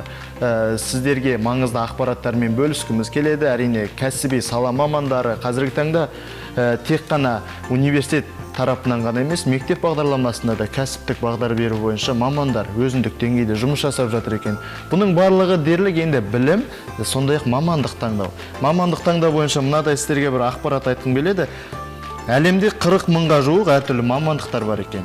Соның ішінде статистиктердің зерттеуі бойынша жыл сайын 25 миллион адам өзінің жұмыс орнын ауыстырады.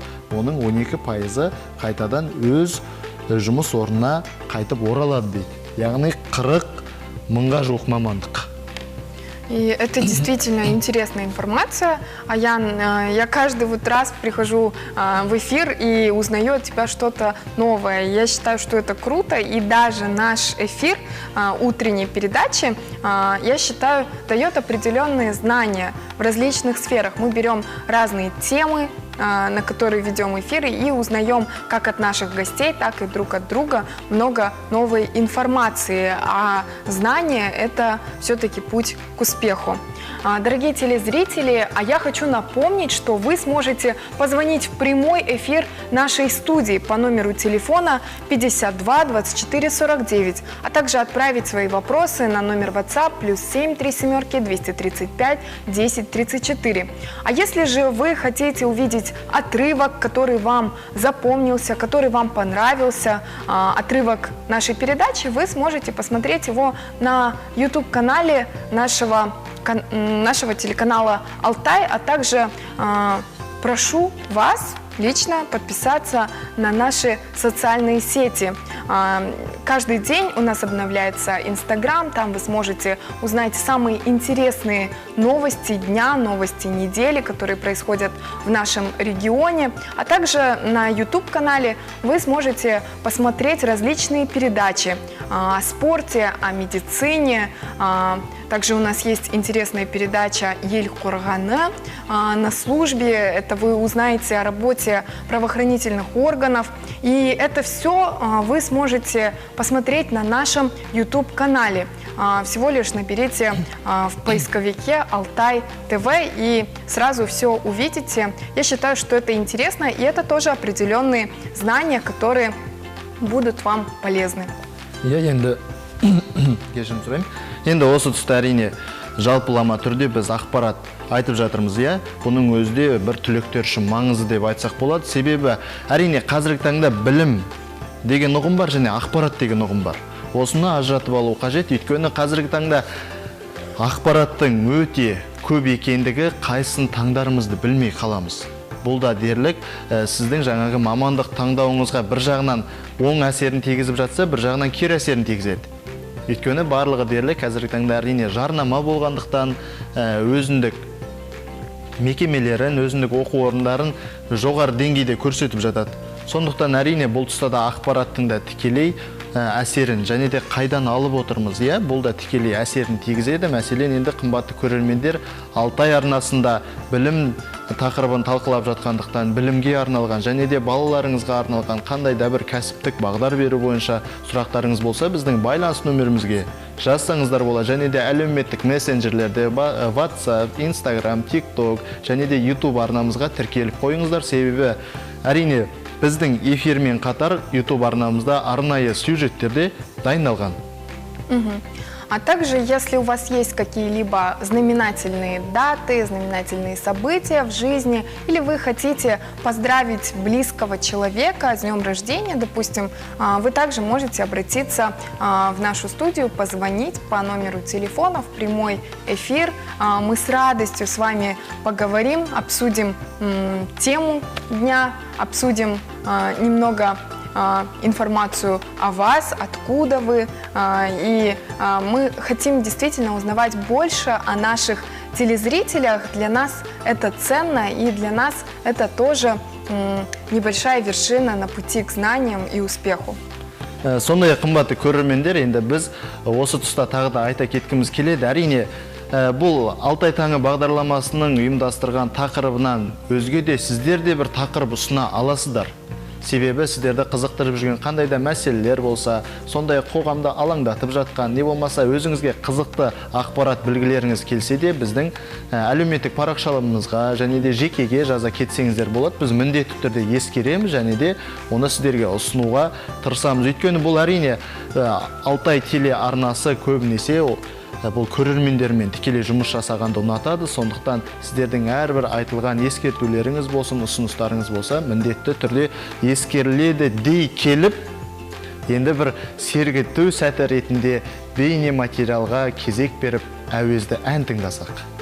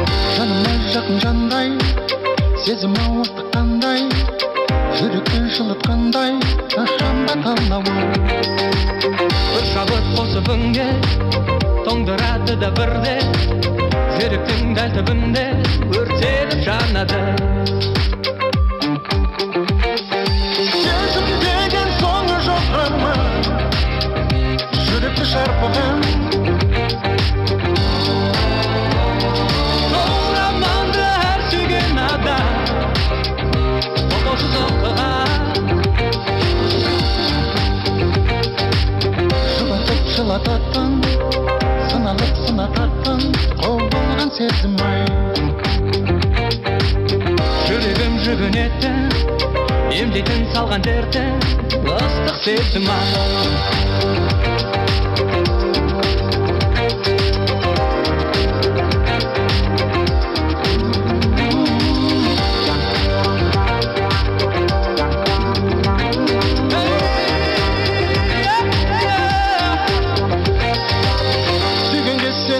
болса, бағың боп келіп қонса, көңілің оған толса, бұл тағы махаббат.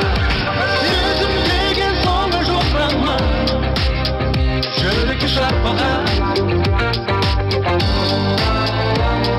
Соңламанды әр сүйген нада, тоқтаусыз оқыған.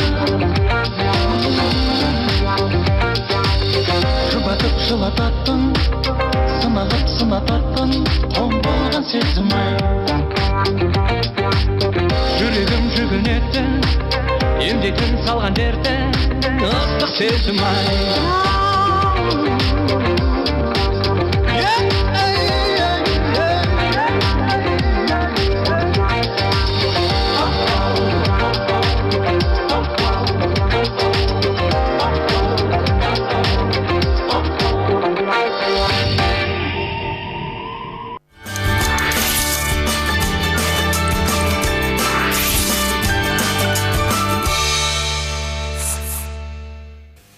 Қымбатты көрермен, Алтай таң ақпараттық сазды бағдарламасы тікелей эфирде. Енді эфиріміздің аяқталуына небәрі 30 минут қана қалды. Әрине, біздің ақпараттарымыз таусылған жоқ. Сіздерге айтар бүгінгі тақырыбымыз білім, және де білімге деген махаббат, иә? Осы тұста әрине біз кәсіптік бағдар деп жатырмыз. Бұл кәсіптік бағдардың өзі қазіргі таңда мектеп бағдарламасына тікелей енгендіктен, және жаңағы сала маманында айта кетті. Оның өзі де бірнеше жаңа кезеңдерге бөлінеді екен. Мәселен 5 пен 7 сынып аралығы. Бұл бірінші кезең деп аталады, яғни балалардың темпераментіне байланысты түрлі сауалнамалар, психологиялық тесттер жүргізіледі екен, яғни бұл бастапқы кезең. Одан кейін әрине 8 пен 10 сынып дейді. Бұл көбінесе балалардың икеміне, бағыт бағдарына қарай түрлі шаралардың ұйымдастырылуы, ашық сабақтардың өткізілуде тікелей әсерін тигізеді екен. Одан кейін әрине 3-ші кезең бұл нақты кәсіптік бағдардың негізгі қарқынды жұмыс жасайтыны 9-шы сынып және де 11-ші сынып түлектеріне арналған. Яғни бұл тікелей жоғарғы оқу орындарымен, колледждермен байланысты жұмыс жасау, сондай-ақ кәсіптік бағдар бойынша ақпараттар беру, сала таңдауға нақты қандай жұмыстардың жүргізілуі бұл мектеп бағдарламасында осы бір 3 кезеңді қамтиды екен. Сол тұрғыдан енді әрине қазіргі таңда жастардың өзінің саласын, өзінің мамандығын таңдауға да тікелей әсерін тигізіп жатыр. В целом, на сегодняшний день молодежь развивается, потому что 6-7 лет назад специальности, которым учили на иностранном языке, это была большая редкость в Казахстане, а сегодня уже многие предметы, как раз-таки по выбору студента, проводятся на иностранном языке, на английском языке. Можно получить информацию как на английском, так и на русском и на казахском языке, и это действительно ценно. Наш разум с разных сторон воспринимает, говорят же то, что у каждого языка есть своя личность. То есть, когда ты говоришь на казахском языке, у тебя одна личность твоя проявляется, на русском языке другая, на английском, немецком совершенно другие личности, и в целом ты можешь познать профессию, познать свою специальность с разных сторон, изучая ее на разных языках. Допустим, даже выбрав определенный предмет на английском языке, и, возможно, это будет более каким-то свежим моментом в твоем обучении, и за счет этого информация воспринимается легче. По статистике в целом, когда в обучении применяется какое-нибудь новаторство, это всегда заставляет задуматься, привлекает внимание, и в будущем предмет запоминается. Даже когда в детстве, в школьные времена, допустим, пересказ текста или стихотворения. Если в это время ты чувствуешь какой-то определенный запах, учишь стихотворение и чувствуешь запах какого-то определенного шампуня или парфюма, то потом на следующий день, если ты почувствуешь запах этого парфюма, то ты можешь очень быстро вспомнить о том, что ты учил. Или, возможно, ты делал какое-то действие, похлопывал там ногой или рукой, когда учил стих, и потом, допустим, ты перед доской стоишь перед всем классом и не делаешь этого, и не можешь вспомнить, что же ты учил. А на самом деле, оказывается, фишка была в психологии, в том, что ты проделывал определенное действие, допустим, рукой или также постукивая ногой по полу. И я считаю, что это очень интересный факт, потому что когда есть определенная фишка, информация запоминается легче. И знания, они усваиваются в нашем разуме быстрее. Иә, енді осы тұста қазіргі таңдағы жас түлектердің де өзіндік көзқарасы жоғары деңгейде және құрметпен қараймыз десек болады. Себебі қазіргі таңда әрине қазақстандық әлемдік деңгейде түлектер алдын ала статистикалық талдау жасайды, яғни университеттердің жаңа рейтингін қарайды. Сондай-ақ әрине қазіргі таңда басымдық береді. Бұл түрлі академиялық ұтқырлық болсын, сондай-ақ түрлі жаңағы кәсіби бағдар аясында өзінің болашақтағы университетін елестетіп жатады. Сондай-ақ университетте басты ерекшеліктерді қазір оқушылар өте басты назарға салады. Себебі ол тек қана онлайн жүйеде көру емес, қазіргі таңда мектеп бағдарламасында экскурсия жасау өте тиімді болып отыр ғой. Сондықтан сол оқу орнының жаңағы атмосферасын сезініп, қай жерде оқитыны, қай жерден тамақтанатыны, қай жерден кітап алатыны туралы оқушылар өте қарқынды деңгейде жұмыс жасап, тіптен әрбір жаңа қабылдау бөліміне хабарласып ақпарат алуда. Әрине енді сондай-ақ біздің де тараптан сала мамандарымен жұмыс істеп біраз ақпарат жинап қалдық, иә? Әуелі кезекте енді мектеп бітіруші түлектер ескеру керек екен, ол оқу орнының мүмкіндіктері, сізге 4 жыл көлемінде қандай жағдай жасай алады. Сондай-ақ енді түрлі жатақханалардың қамтамасыз етілуі, әскери кафедраның болуы, академиялық ұтқырлық, яғни шет елге 1 семестр, 2 семестр көлемінде білім ала аламын ба, тіл үйрену, сондай-ақ жан-жақты өздерін дамытуға арналған да түрлі сайыстар болсын, студенттік кезеңді сезіне алу үшін де маңызды ақпараттарды ескеру қажет екен. Және де әрине енді осы тұста айта кететін, бұл бірнеше кезеңге бөліп қарадық қой жаңа. Бірінші кезеңде әрине мамандықты таңдау, онымен жұмыс жасау белгілі сала мамандарымен. Одан кейін енді алдағы уақытта, міне бізде бүгін 22 мамыр оқу жылы аяқталады. Сондай-ақ алдағы уақытта енді ұлттық бірыңғай тестілеу келе жатыр. Ол тұста енді студент боламын деп жүрген талапкерлер қандай әрекет жасау керек, документті қалай қабылдайды, қай күндерден бастайды дегенде сала мамандары өте маңызды ақпараттар айтып кетті. Біздің кезімізде ондай болмады деп бастайын ба қайтадан. Но в целом сейчас очень много возможностей для получения знаний.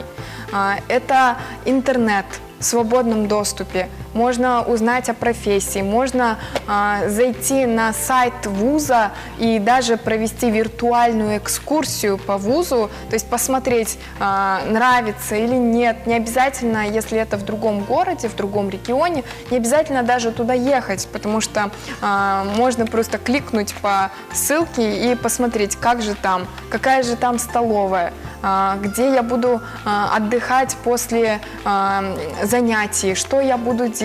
И об этом всем можно позаботиться еще до прибытия в город, в котором, допустим, студент мечтает учиться. И это также можно проделать и с городом.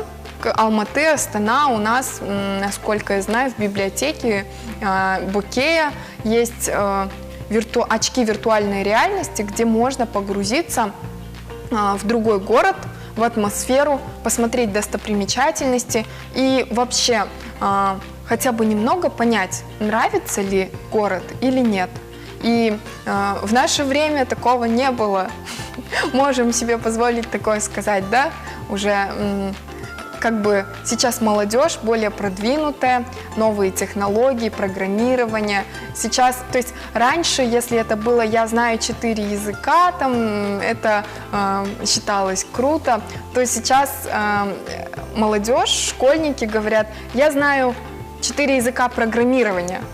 там, и начинают перечислять, ничего не понимаешь, и в этот момент уже осознаешь, что новое поколение, более продвинутое поколение, оно растет на глазах, и я сейчас говорю как старый человек, но я просто сравниваю, ну, как бы у нас был предмет информатики, где мы учились делать презентации и, возможно, какое-то базовое программирование на одном языке. А сейчас, если школьник заинтересован в этом, он может освоить различные языки программирования и уже, будучи в школе, зарабатывать какие-то деньги на программах, на приложениях.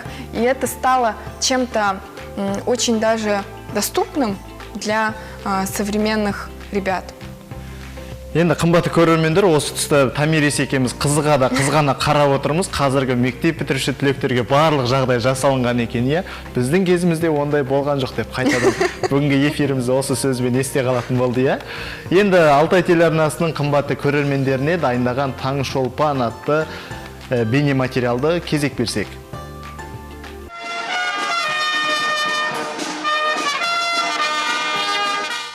Саламатты Қазақстан медициналық пойызы биылда дәстүрлі түрде Қазақстанның шалғай аймағында орналасқан ауыл аймақтарға тегін медициналық көмек көрсетеді. Тұрғындар стоматологиялық қызметтер мен шағын операциялар, сондай-ақ кәсіби тәжірибелі заңгерлердің көмегіне жүгіне алады. Жоспарға сәйкес жылдағыдай Самруқ қазына трасс қоры бұл пойыздың жүріп тұруына толыққанды қаражат бөліп отырып, 100 мыңнан астам халыққа көмек береміз деп үміттеніп отырмыз. Өйткені бұл жерге тағы да 3 маман қосылды. Ол 3 маман, мамолог маманы, педиатр, терапевт. Сонымен қатар бұл пойыздың ерекшелігі қызмет көрсету әдісі тек қана пойыздың ішінде емес, мынау мамандардың барлығы ең шалғайда тұрған ауылдағы тұрғындарға үйлеріне барып та көмек көрсету мүмкіндіктері қарастырылған. Биылғы жылы барлық медициналық құрал жабдықтар денсаулық сақтау министрлігінің көмегімен толыққанды жаңартылды. Медициналық пойыз таңғы 9-дан кешкі 6-ға дейін жұмыс істейді. 3 мамыр күні Маңғыстау облысы Тұрыш станциясында тұрғындарды қабылдау басталады. Содан соң батыс, солтүстік, шығыс және оңтүстік Қазақстан облыстарын аралайды. Дәрігерге қаралу үшін азаматтардың медициналық сақтандыру болуы маңызды емес. Жеке басты куәландыратын құжат жеткілікті. 8 вагоннан тұратын жылжымалы емханада 28 медицина маманы қызмет көрсетеді. Хирург, уролог, офтальмолог, лороврач, невропатолог, психолог, стоматолог, травматолог, сонымен қатар врач общей практики, жалпы тәжірибелік дәрігер. Тегін түрде анализ тапсырылады, тегін түрде флюорография, рентгенография, маммография, ЭГ және де ректомоноскопия. Осы барлық зерттеулерді, кеңестерді біздің медициналық пойызда тегін түрде алады.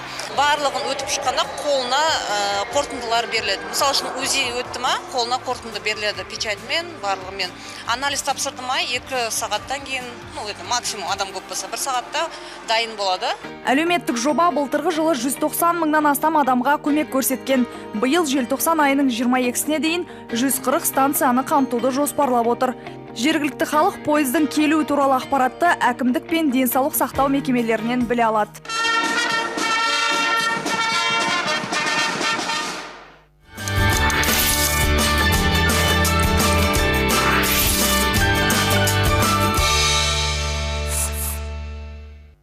Қымбатты көрермендер, бүгін 22 мамыр сәрсенбінің сәтті күні, яғни бүгін бізде қандай атаулы күндер және де мерекелер бар екеніне де біз әр апта сайын, әр күн сайын тоқталып өтеміз. Бүгін 22 мамыр жалпы 2000 жылы Біріккен ұлттар ұйымының ассамблеясында халықаралық деңгейде биологиялық әралуандылық күні деп аталған екен. Бұл яғни жалпы жануарлар мен өсімдіктердің жаңағы түрлі қауіптерге душар болуының әсерінен оларға белгілі бір деңгейде жаңа қамқорлық жасауымыз қажет екенін насихаттайтын және де оның қандай шаралар қолдануға болатын туралы әлемдік деңгейде жұмыстар жасалынады екен.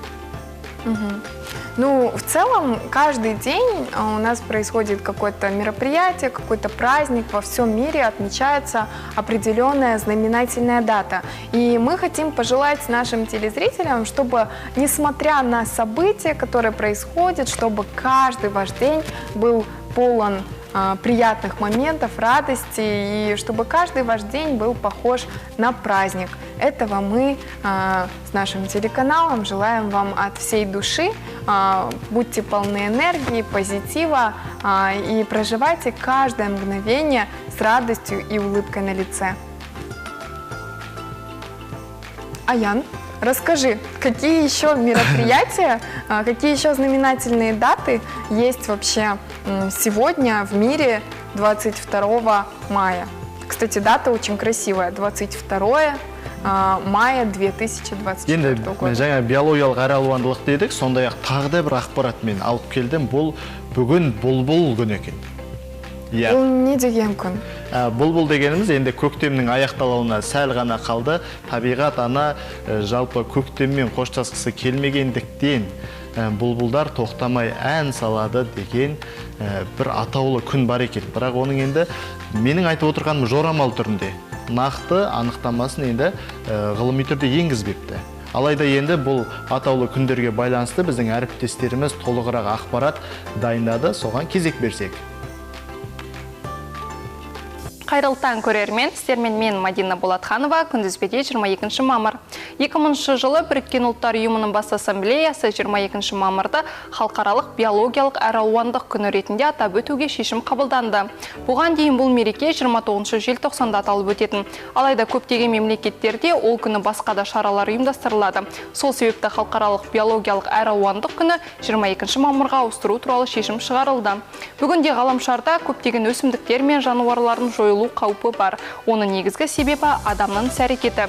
Бұдан бөлек бүгін халықаралық кодтар күні. Субмәдениеттің бұл түрі 1970 жылы Ұлыбританияда панк қозғалыстың негізінде пайда болды. Онымен бірге готик рок атты музыкалық жанрда бар. Готикалық субмәдениеттің өкілдері бір түрлі боянып, үнемі қара киіммен жүреді. Сол үшін оларды ылғи сынап жатады. Сосын 22 мамырда бұлбұл күнін атап өтеді. Оның тарихы белгісіз, дегенмен дәл осы уақытта табиғат ана көктеммен қоштасқысы келмейді. Ал бұлбұлдар тоқтамай ән салады. Осымен бүгінгі атаулы күндер айдары аяқталды. Келесі атаулы күнде көріскенше.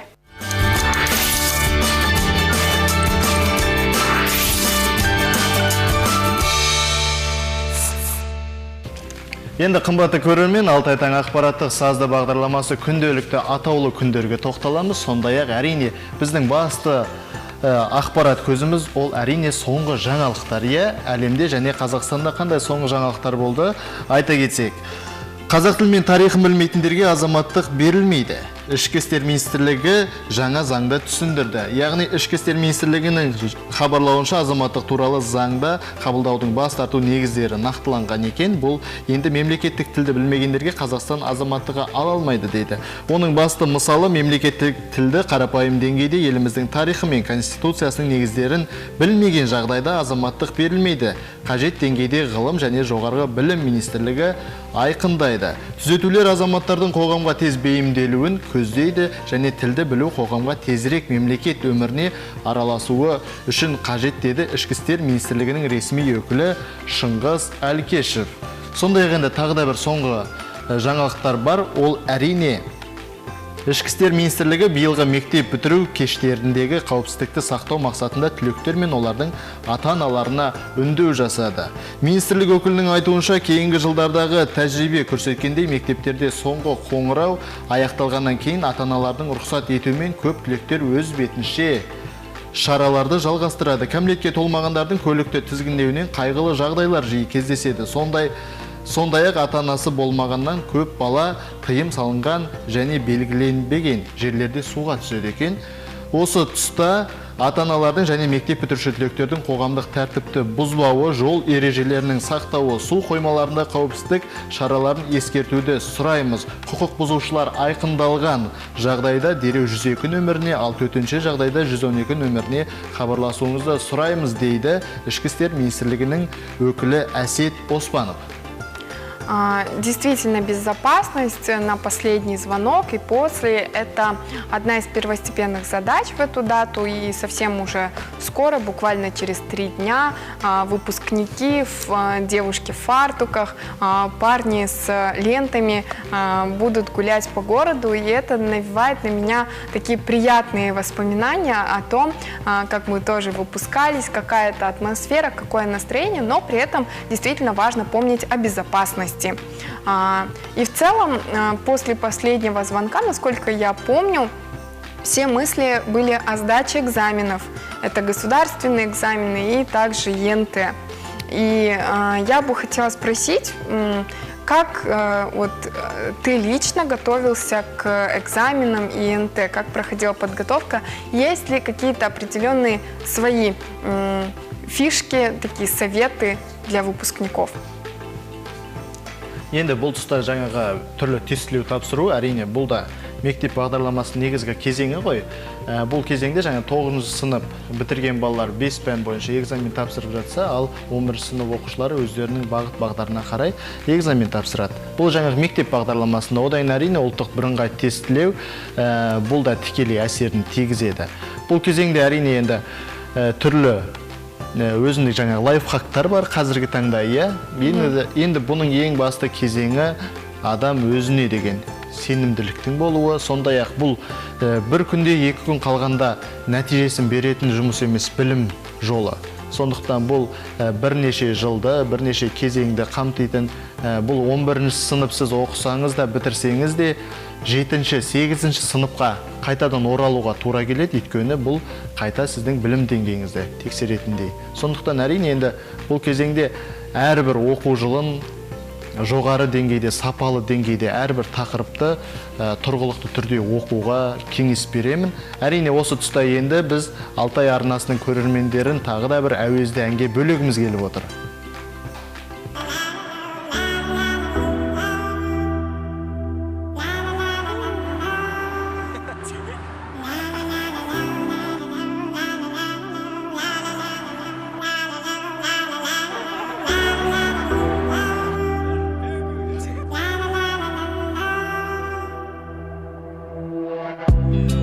Өмірден өтпейді адам сүйіп көрмей, жан алдына бар сезімін үйіп бермей. Мен де жүрмін заңдылыққа бағынып, ғашық болып ойлай беріп сағынып. Лирикалық кітаптағы кейіпкердей. Ең алғашқы кездесу, ұсыныспен келісу, сезіммен әрден бөлісу. Ұрысу мен керісу, ойламауға тырысу, сағынып қайтадан көрісу. Сүймегендер жоқ, күймегендер жоқ, тең-теңімен бәрі.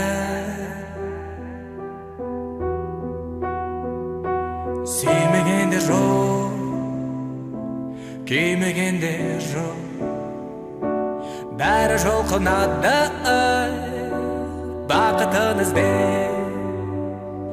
Тарам-тарам жол биікке бізді жетелер, жүрегім дайын жолып алып кете бер. Құшағына қысып, қанаттанып ұшып. Тарам-тарам жол биікке бізді жетелер, жүрегім дайын жолып алып кете бер. Құшағына қысып, қанаттанып ұшып. Жанбайдадан бірнеше рет сөніп көрмей, түсінбейді шын сезімді сезіп білмей. Сүйген адам табылса деп жанына, күдірізбей басындағы бағына. Жүремес пе талай жандар сеніп мендей. Дорогие телезрители, к сожалению, наш эфир «Алтай-Таны» подходит к концу. Я еще раз хочу пожелать вам позитивного настроения сегодня, успехов и море энергии. С вами была Тамира Скабаева и мой коллега Аян Дауренула.